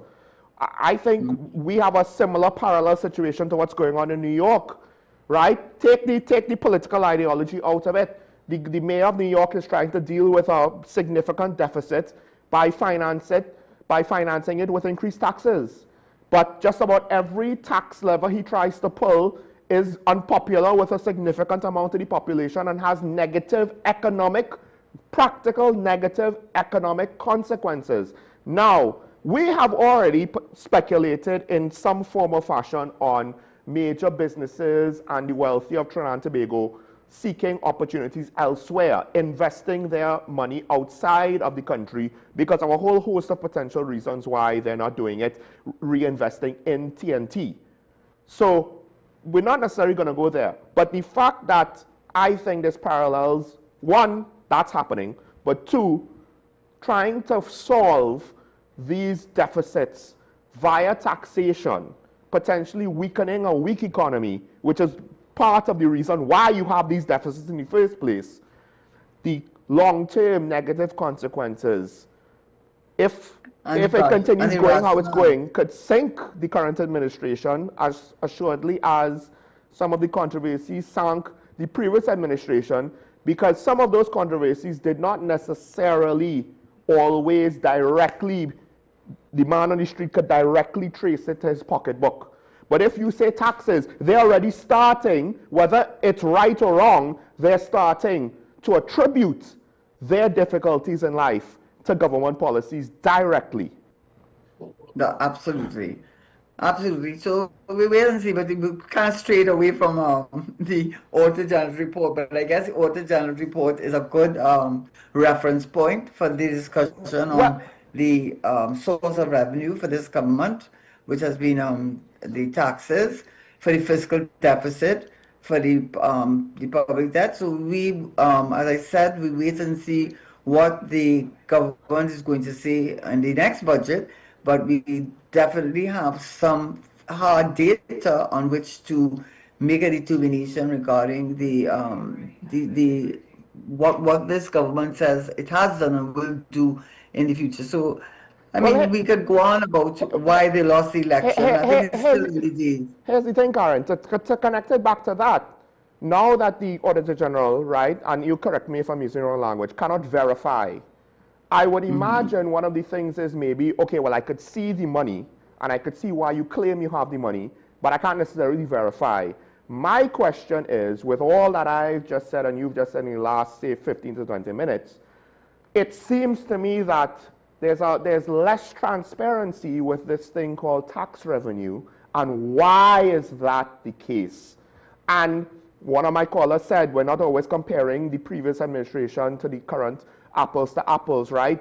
Maybe we're being unfair. No, I think you and I, we will bring up similar questions and have in the past, particularly with regards to things like transparency, right? We are being left now with our whole Auditor General's report, little context, but even the Auditor General herself is saying, well, there's things that I can't talk about because I don't know with regards to tax revenue. I'm kind of paraphrasing it.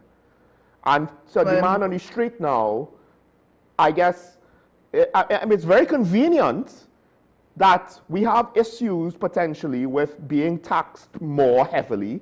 And now there's aspects of taxes that cannot be, we don't have a verified, check on what's going on. That's what the Auditor General is supposed to do. And I think what the concern would be is that if you're going to tax me more, let me see how the economy is benefiting. See that, because you're saying I should pay more taxes, is because the economy is doing well, we're all doing well, so you need to contribute more so the government can do more in terms of infrastructure, highways, whatever's necessary to be done. But what you're seeing is that you're taxing me and taxing me. And I mean, I don't think, I can't recall any government when it put its revenue position to the put forward its revenue position, and so much of its revenue position seemed to be about taxes. Nearly every day you learned about a new tax and the justification for the tax, which had nothing to do with raising revenue. It had something to do with care about the environment, drunk driving, all of which NIS. I'm not saying they weren't valid points, but what I think it came out of it is that this government, the government said we will fix it and we will raise the money. Now we know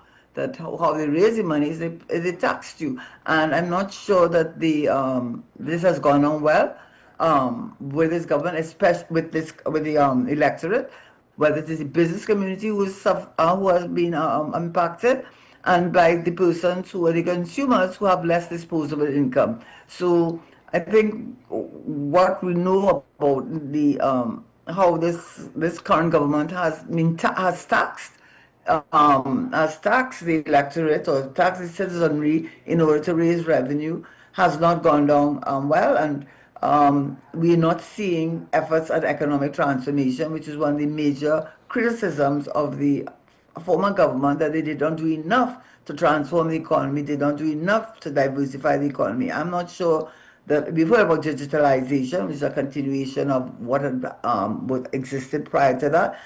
Maybe there are big plans, we're going to hear about it in the new budget, but as it stands now, what we do know, and we're looking at the Auditor General's report, what we do know is that this government has raised revenue for the fiscal year by taxing us. That's what we do know. Well, here's the thing.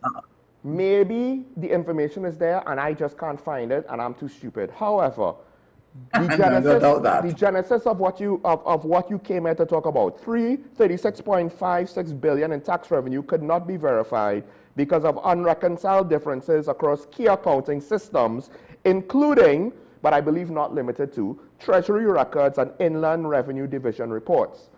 What does that tell me? Well, one of the things when you raise taxes that you do not want to then have to report on after the fact, right, is to say, well, we raised taxes and revenue shrank from those taxes. Because when you have things like increasing customs and excise, yes, I know it's not necessarily a tax, some of these things, but essentially it's like a tax, right? What is the tax then? When you have... What is the charge? You call it a fine? No, but Karen, when you tax something like alcohol, right, or increase the duties and the excise on alcohol, if it affects the consumers and they buy less, and your tax revenue does not increase by the projected amount and potentially drops because less people are buying, then you're going to piss off a population. And you've done nothing. Because you've done nothing apparently to stimulate those sectors. Well, exactly. You have caused people to have to pay more. You have reduced your own revenue with something that's unpopular. And by making it difficult or impossible, depending, right? I'm just speculating here on the severity. The Auditor General is basically saying, I can't verify the figure. So I think the figure probably is true, but the issue is, can she trace back everything to then report on the details of everything in the taxes? And based on what the Auditor General report says, it seems as though that information might have been withheld. The information on what tax earned what area of taxation earned what, right? And if you don't have the breakdown, then you can't compare, well, how much did alcohol customs get us compared to last year? How much did, whatever earn us compared to last year? And then if you can't do that comparison, you can't analyze the effectiveness of the tax. And maybe it's much to do about nothing, because of course I haven't actually seen the data to say that they tried to tax more and it caused tax revenue to actually decrease because people stopped participating. But I think it's reasonable to speculate on that because, as you pointed out from the very beginning, when they started putting people on the breadline, the economic activity at certain areas of the economy started to be reduced. And if that's the case, how could they afford to buy alcohol, whether you increase the excise duties on it or not? How could they afford to continue spending how they spent? And one of the quirks of an economy is the lower end of the economy does drive a significant amount of the day-to-day liquidity in said economy. So that's one of the things, again, the lack of transparency. But the problem is the Auditor General's report has so many things that the public might find alarming that... And I myself, as I said at the beginning of the program, I have relied on the newspaper report. And that is why I've taken a broad brush approach to looking at the Auditor General's report and the implications for the economy. And also, as I said, why one in one instance qualified, the other instance disclaimer. So I have not seen the report itself, but what it is, it obviously is full of information, and it certainly is going to be relevant for looking at as a reference point for the budget. And I think the major issue that people have with taxes, and you look at the New York, I myself am not familiar with it, but if you are saying, people don't like to pay taxes, taxes are not popular. Yes. But if you're going to tax me, I have to see that that the economy is benefiting, there are more employment, more opportunities. So because you're taxing my income, you're taxing and whoever is paying the taxes, whether it is the business community, the manufacturing sector, which, by the way, according, I believe, to the Central Bank report, both construction, manufacturing, and another area, sector of the economy has been pressed, has not been stimulated, and clearly part of that is, and the Cape Chambers have said so, is because of the uncertainty of taxes and the extent to which are being taxed and having to pass it on to the consumer, and is reflected in the lack of liquidity in the system, lack of money circulating. So I think why people have a problem with the taxes is that every time, it's so ubiquitous, so regular, so often that you are hearing that the next step are tax, and yet you're hearing less and less about what you're doing to stimulate the economy. And where you have made efforts, the only thing I think we've heard and yet and hopefully it will be successful, which is the which they've done it so many times, going on the waterfront project to develop that project, but certainly other efforts, most particularly the recruitment drive, has not been successful, has not reaped any significant benefits. So at this point in time, when a person hears, both the business community as well as the consumer hears that he has to pay more taxes, and the taxes have been doubled, it's difficult to reconcile that if the economy is not doing well, and Standard & Poor's and Moody's and the Central Bank is reflecting that reality.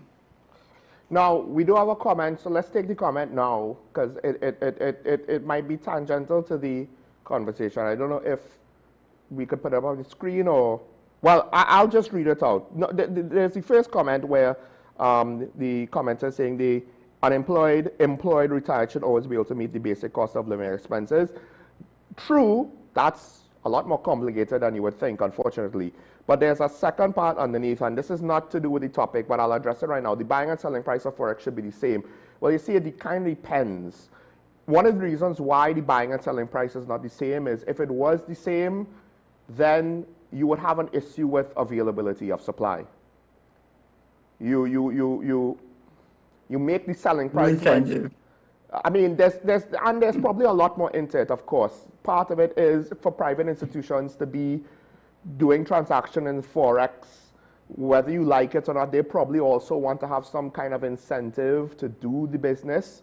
But I think also it's a way to kind of control the demand and supply flows. If it was just the same price, it would probably go as quickly as it will come. And some banks might decide, hey, this is not really worth it for us to be bothered. So then we might end up having to just go to the central bank to get Forex all the time. Like, it's never that simple to say, well, why is it like that? It feels wrong. There's usually, whether we like it or not, some sort of practical reasons, more than one, why things like Forex prices not being completely the same, the buying and selling price. There's usually practical reasons for that. Right? And I know a lot of people like to say, well, corporations are greedy, X, Y, and Z. And yes, that is true, but also corporations could disappear just like that. Like the losses that they could make could also happen just like that. There is space in the middle for them having to conduct, business and make profits. Because if they don't make profits, like if you're not, making a profit from your salary for the work that you do, you're going to be like, is this worth it? Somebody was talking, basically saying just that. If you're a security guard and, it's cost too much for you to travel to get to the job that you want me to work at, I'm not earning any money. Why am I going to bother working? Why is a business going to bother operating if it's not making money?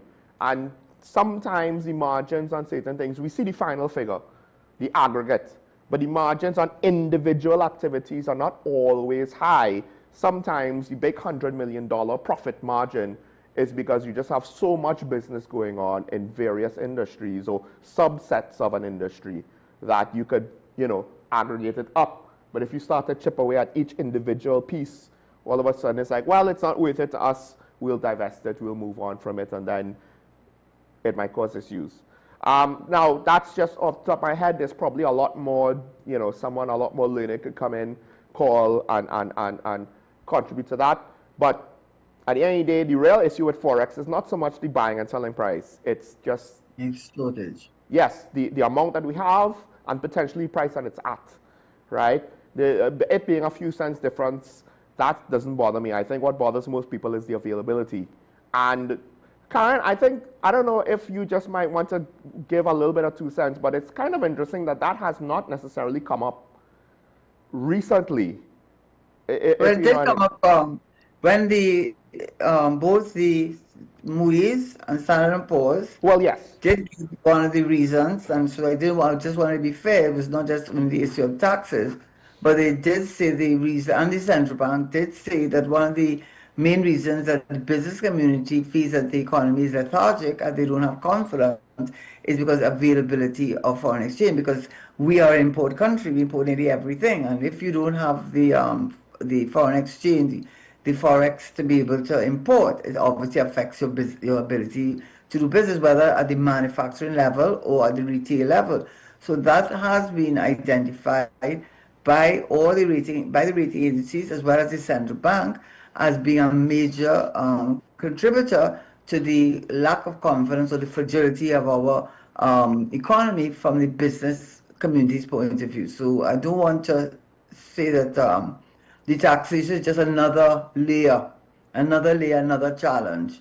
And of course, the taxation affects the import of those same things because you have to pay higher container fees, pay higher costs, insurance, and freight costs. So it does, there is an intersection between the availability of foreign exchange and even your being able to import that, and then the prices go up even more for the consumer. One of the things with emerging economies, there tend to be two paths of economic development. One is having mineral wealth like us, and that's not a guarantee that you're going to successfully then develop your country, because there are many countries with vast mineral resources that for various reasons, internal politics, external politics, you know, et cetera, have not been able to have a similar standard of living even to us, right? At one point we had a great standard of living. Maybe we still do. I don't know how we compare right now. But I think one of the other ways that you do it is your efficiency, and that goes into ease of doing business. And one of the easy ways to save costs and to be more profitable and to have a higher GDP would be to fix issues like how long it takes to clear goods from customs, and then you have to pay fees because they can't clear your goods, but they're charging you for having goods in the port. And which to me is somewhat maddening, but that's just one aspect of the whole ease of doing business conundrum. And here's the thing, obviously trying to shift the economy, it will take capital. Trying to do infrastructure projects, because in times like this, you know, one of the things that I was hoping we might see more is more infrastructure projects. But then the question is, how do we finance it? We're not like the Americans where we just print money, right? But trying to fix efficiency issues, if you figure things out effectively, you might be able to get solutions that doesn't require capital expenditure, or at least a lot of it. Doesn't require a big deal of expense. And you might allow for a more efficient economy that will then earn more money, that will then increase your tax revenue. But what do I know? I'm just a guy on a stool in front of a camera saying, you know, random nothings. But that's what these rating agencies have said, you know, that one of the criticisms of why they have looked at giving us a negative outlook and also considering downgrading us is because of the lack of economic transformation and the fiscal sustainability means, can you sustain these tax levels in the medium to long term when people are not seeing any benefit? If I'm paying more taxes, I must see a benefit to me and to the country, and that's what you're not seeing, and yet you're taxing me. So the rating agencies have identified that as one of the areas of concern. Yes. I mean, and folks, let me just officially say it. It's been on the screen, but the phone lines are open, so you could call in. Maybe there's some other aspect we haven't touched on with the Auditor General's report. You could call in and weigh in on it. We might not necessarily have a response for you. The conversation, of course, will continue because all of the different things, I mean, from the loan to the HDC stuff, et cetera, et cetera. I mean, there's probably a lot I can't even remember, right, to unpack. And again, as Karen said, I myself haven't seen the actual report. So if somehow you have, maybe you could direct us to it. We would appreciate that. Yes, please do. But with regards to the phone lines are open.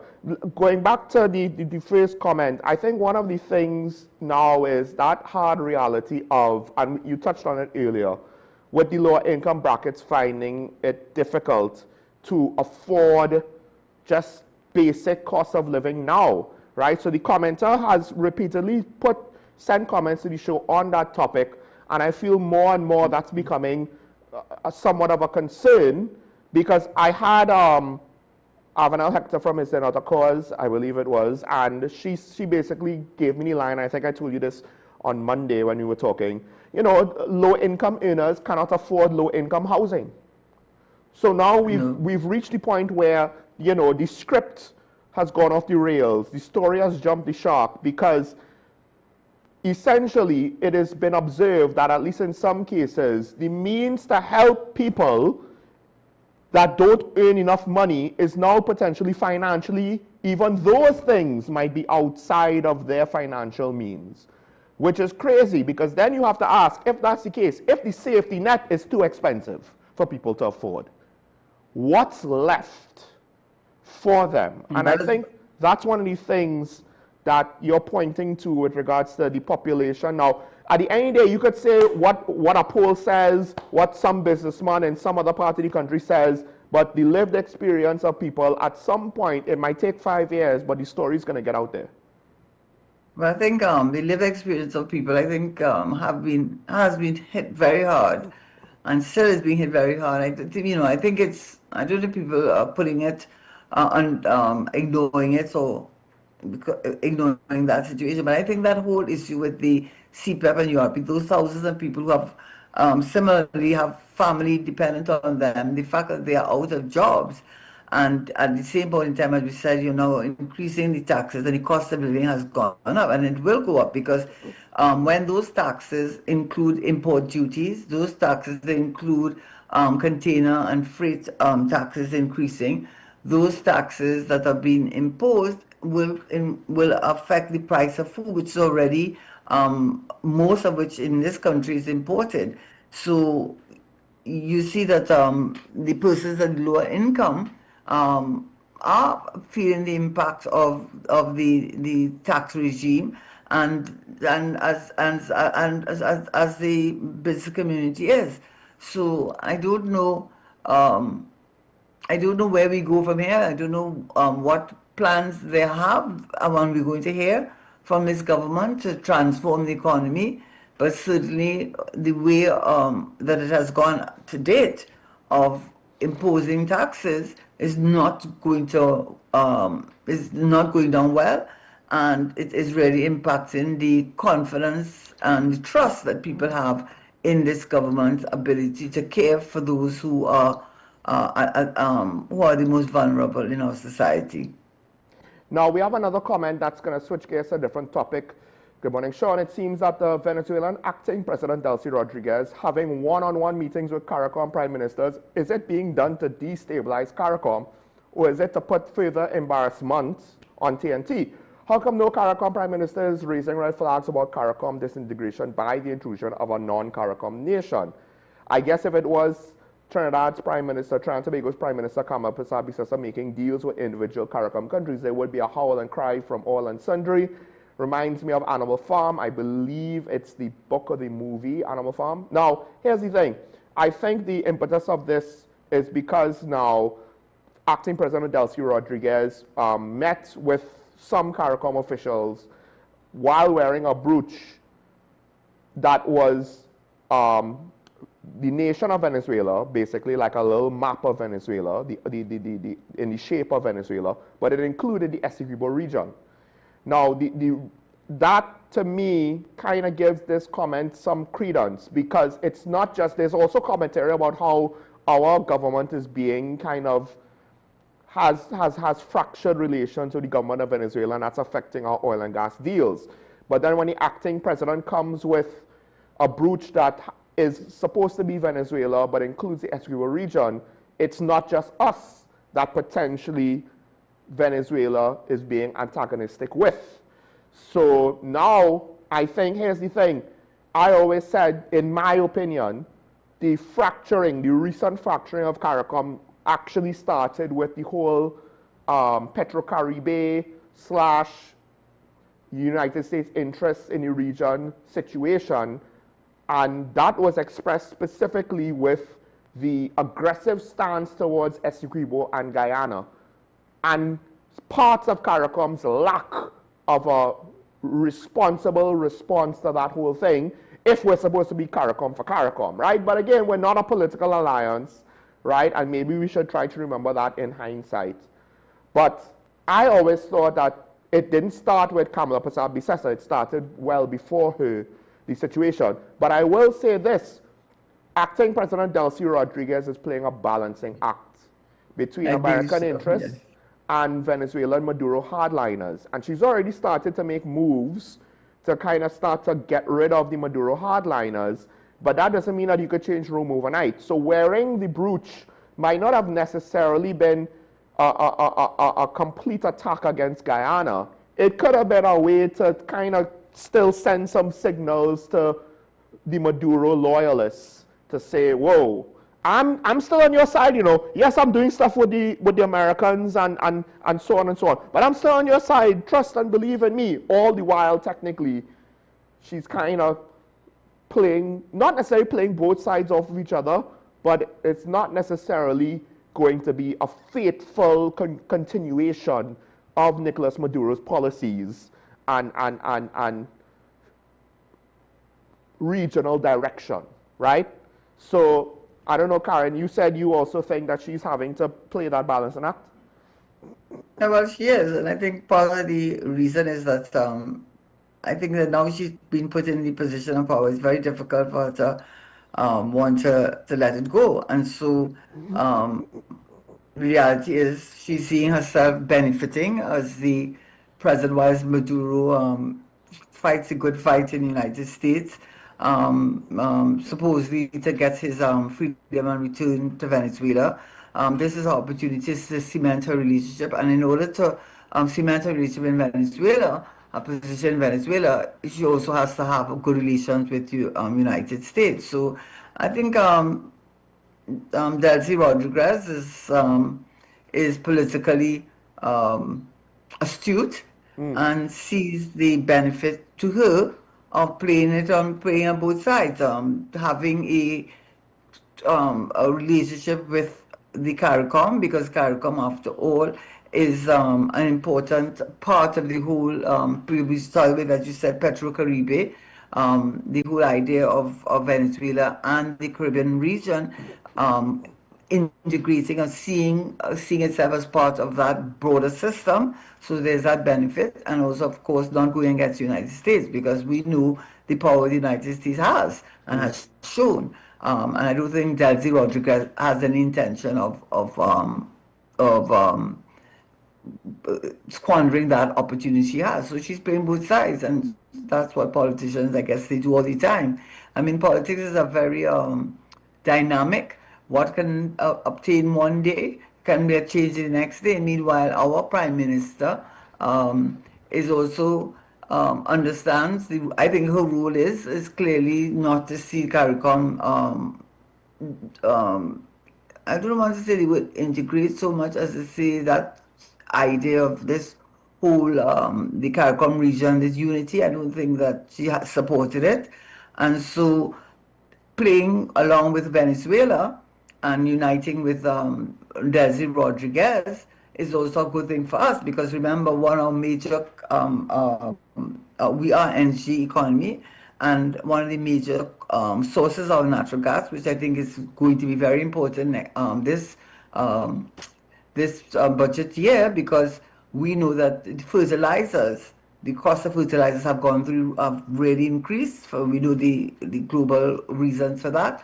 So I think natural gas has taken on an even greater importance to Trinidad, not only because of the LNG, but because what it means for the I'm not sure if Nutrien is still operating at all in this part of the region, but for ammonia, for what makes up our fertilizer, I think that has become increasingly important to us.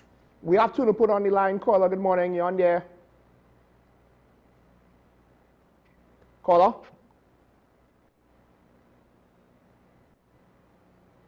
I hope you haven't lost the caller, because we don't really have much time to say call back. Caller, yes. Are you there?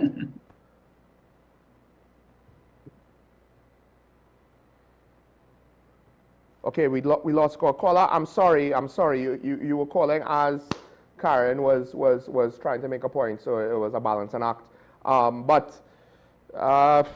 mean, if you could call right now, we might be able to take the call, but we're gonna probably have to wrap things up here. And the caller has called right now, so we'll take the call. Caller, good morning, on here. All right. Hello, are you hearing me? Yes, I'm hearing you. Okay, yes, morning. Morning. I just want to make a short comment with regard to Mrs. Cicera's, concern with the question of the auditor's general report. In one instance where previously it was a disclaimer, as opposed to the current statement by the auditor, at least what we have read. And I was wondering if concern was taken of the fact, I think Sean Small had briefly alluded to it, that this concern a period in which there was a previous government involvement. That's the question of the revenue.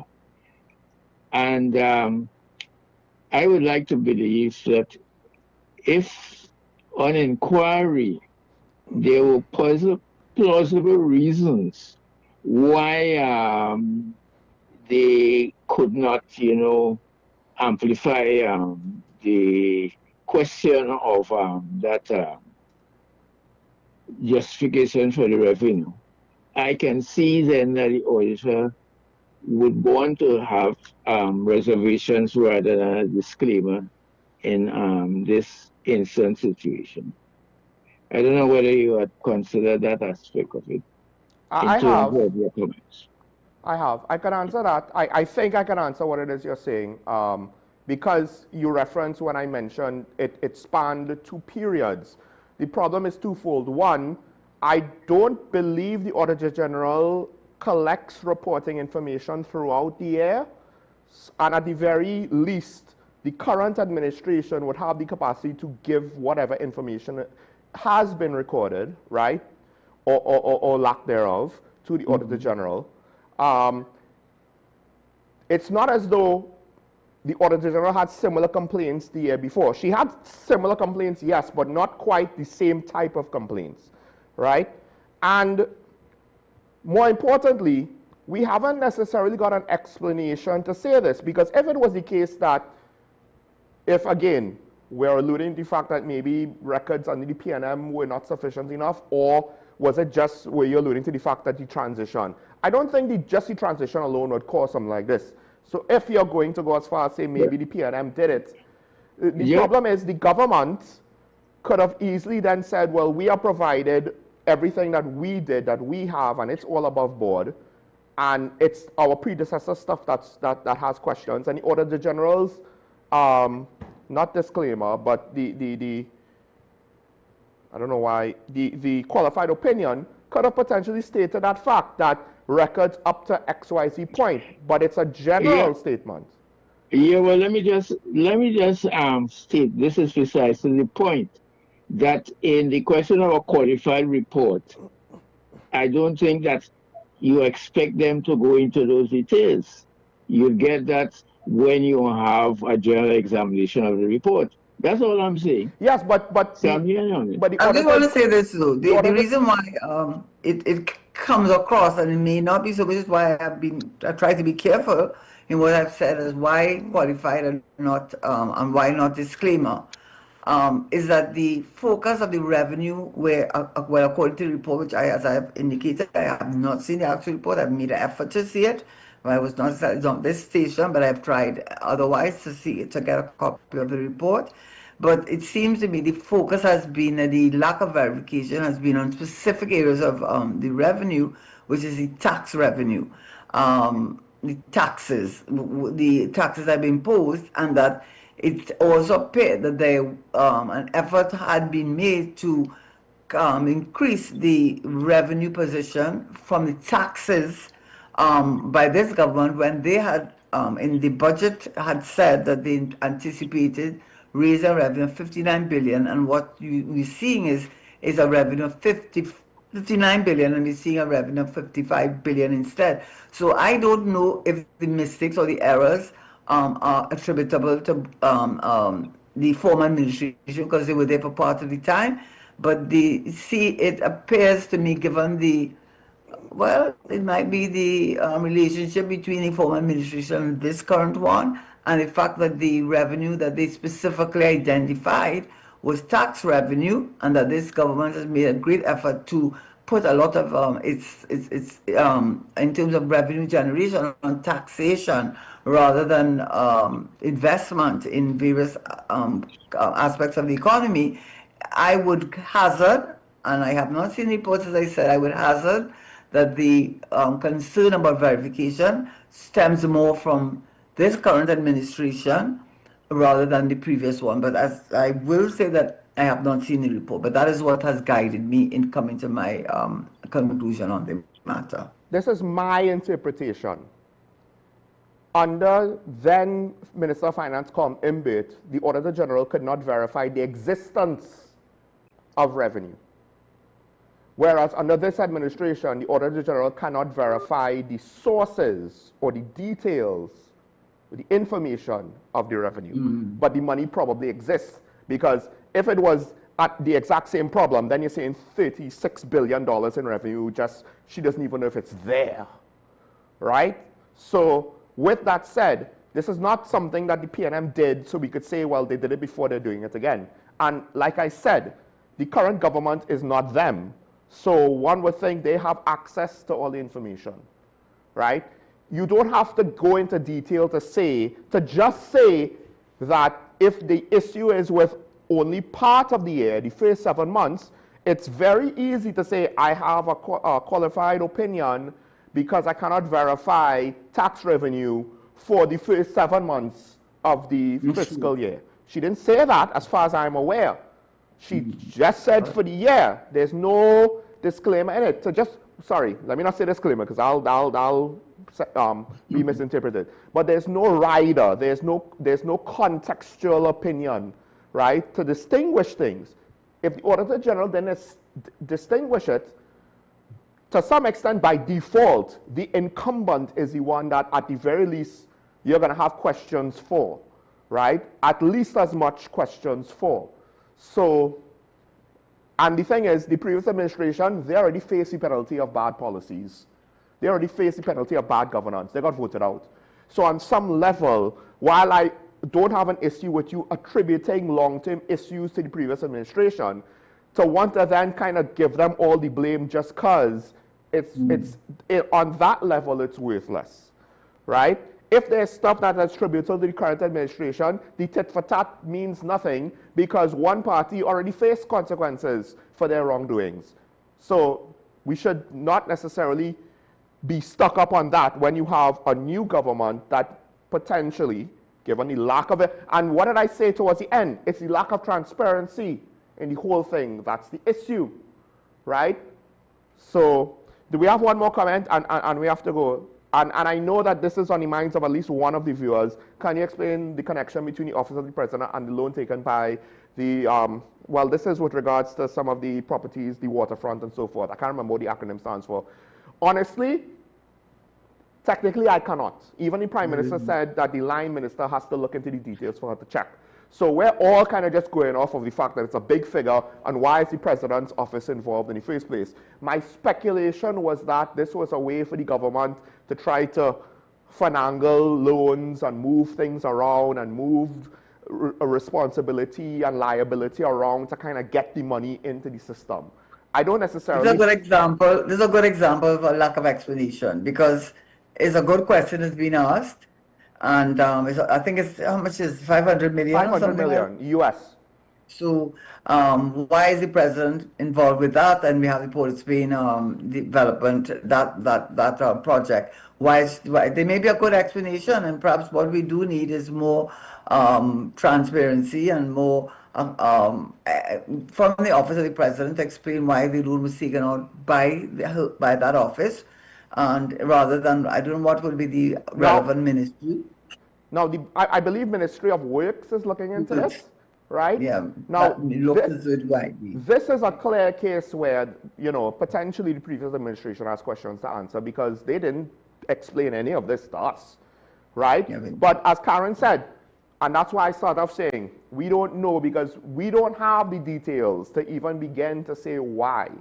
Right? This is not a common practice. If it was a common practice, that usually tends to be at least I believe it's not a common practice. That's where the first rounds of explanations and the most likely set of explanations for any situation comes from. It's that I know it's alarming, but in reality, this is what's commonly done.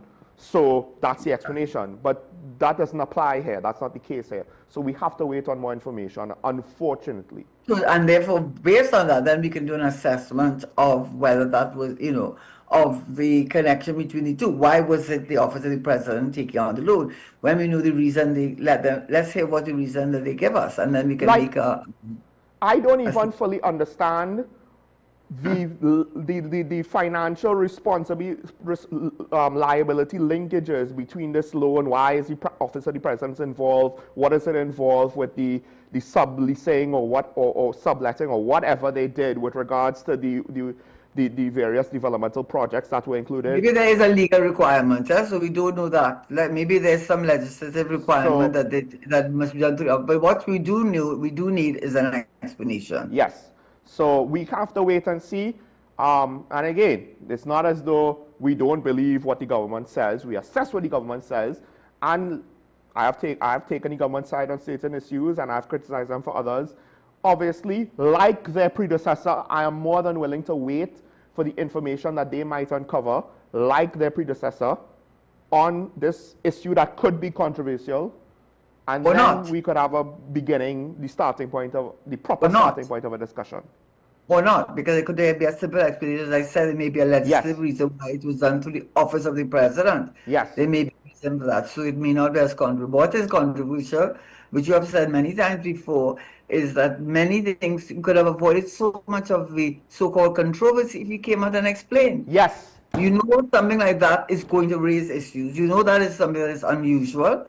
And you know it will raise issues and questions from the public. So before the public has to go down that rabbit hole and ask those questions, give the explanation, or maybe you don't want to give the explanation, which is why it looks worse. Because if it's something that's so basic and simple that you could explain it and then shut that down, why aren't you doing it? And so you're allowing exactly the thing that you should not want, which is a speculation, which is not good for the current government or the office of the president. Give the explanation and let us take it from there. Folks, that is exactly it. And we'll end with that point. That's as good as a point to end on, if anything. I just wish politicians and other public figures will understand how transparency could work for them. And if they don't understand it, after Karen's explanation, if they still don't understand it, I don't know how to help you. Because she broke it down as simple as possible. This is it. Right? Why put yourself through that meat grinder? Thanks to the caller, thanks to the commenters, thanks for Karen for joining me from lands beyond the sea. It's good seeing you once again. The miracles of modern technology. Karen, hopefully next week maybe. Maybe, but thank you very much for having me. And as always, it really is a pleasure. I do take a lot of get a lot out of being on the show. People ask me, why do you do this? Well, I guess it's the teacher in me. I haven't let it go. After all these years, I still have that that desire to impart whatever knowledge I have, whether it's received or not. And so it is equally a pleasure for me to speak to the listenership and the viewership and to give my contribution as much as I can to the discussion and do the necessary research, hopefully, so that my contribution will have some, not only legitimacy, but will have some sort of weight. I take that responsibility very seriously. And it's, as I said to Sean and say WSN, it's a pleasure for me to do what I do every week, or nearly every week in any event. And I'll say this, government politicians, don't tout your own horn. Don't tout your own horn. But let me tout Karen's horn for her. There's more time spent researching these topics than she spent speaking on the topics on the show. So just understand that. Karen does not just roll off the bed and just talk nonsense and then, once the show's over, goes back to whatever she's doing. There's a lot of work that goes into a lot of the conversations that we have here. But it's my pleasure to do that. It is my pleasure. I am going to just ask the population, to appreciate those like Karen who are willing to put any time and do the work, and hopefully we all try to be as accurate as possible so we can give you the best information and the best opinion as possible. We don't claim to be perfect. But Karen, once again, thanks. Folks, we'll end here. We're way over time, but it's a Have a good day. Remember your allegiance to the Republic. Stay safe. We'll see each other tomorrow. Bye-bye.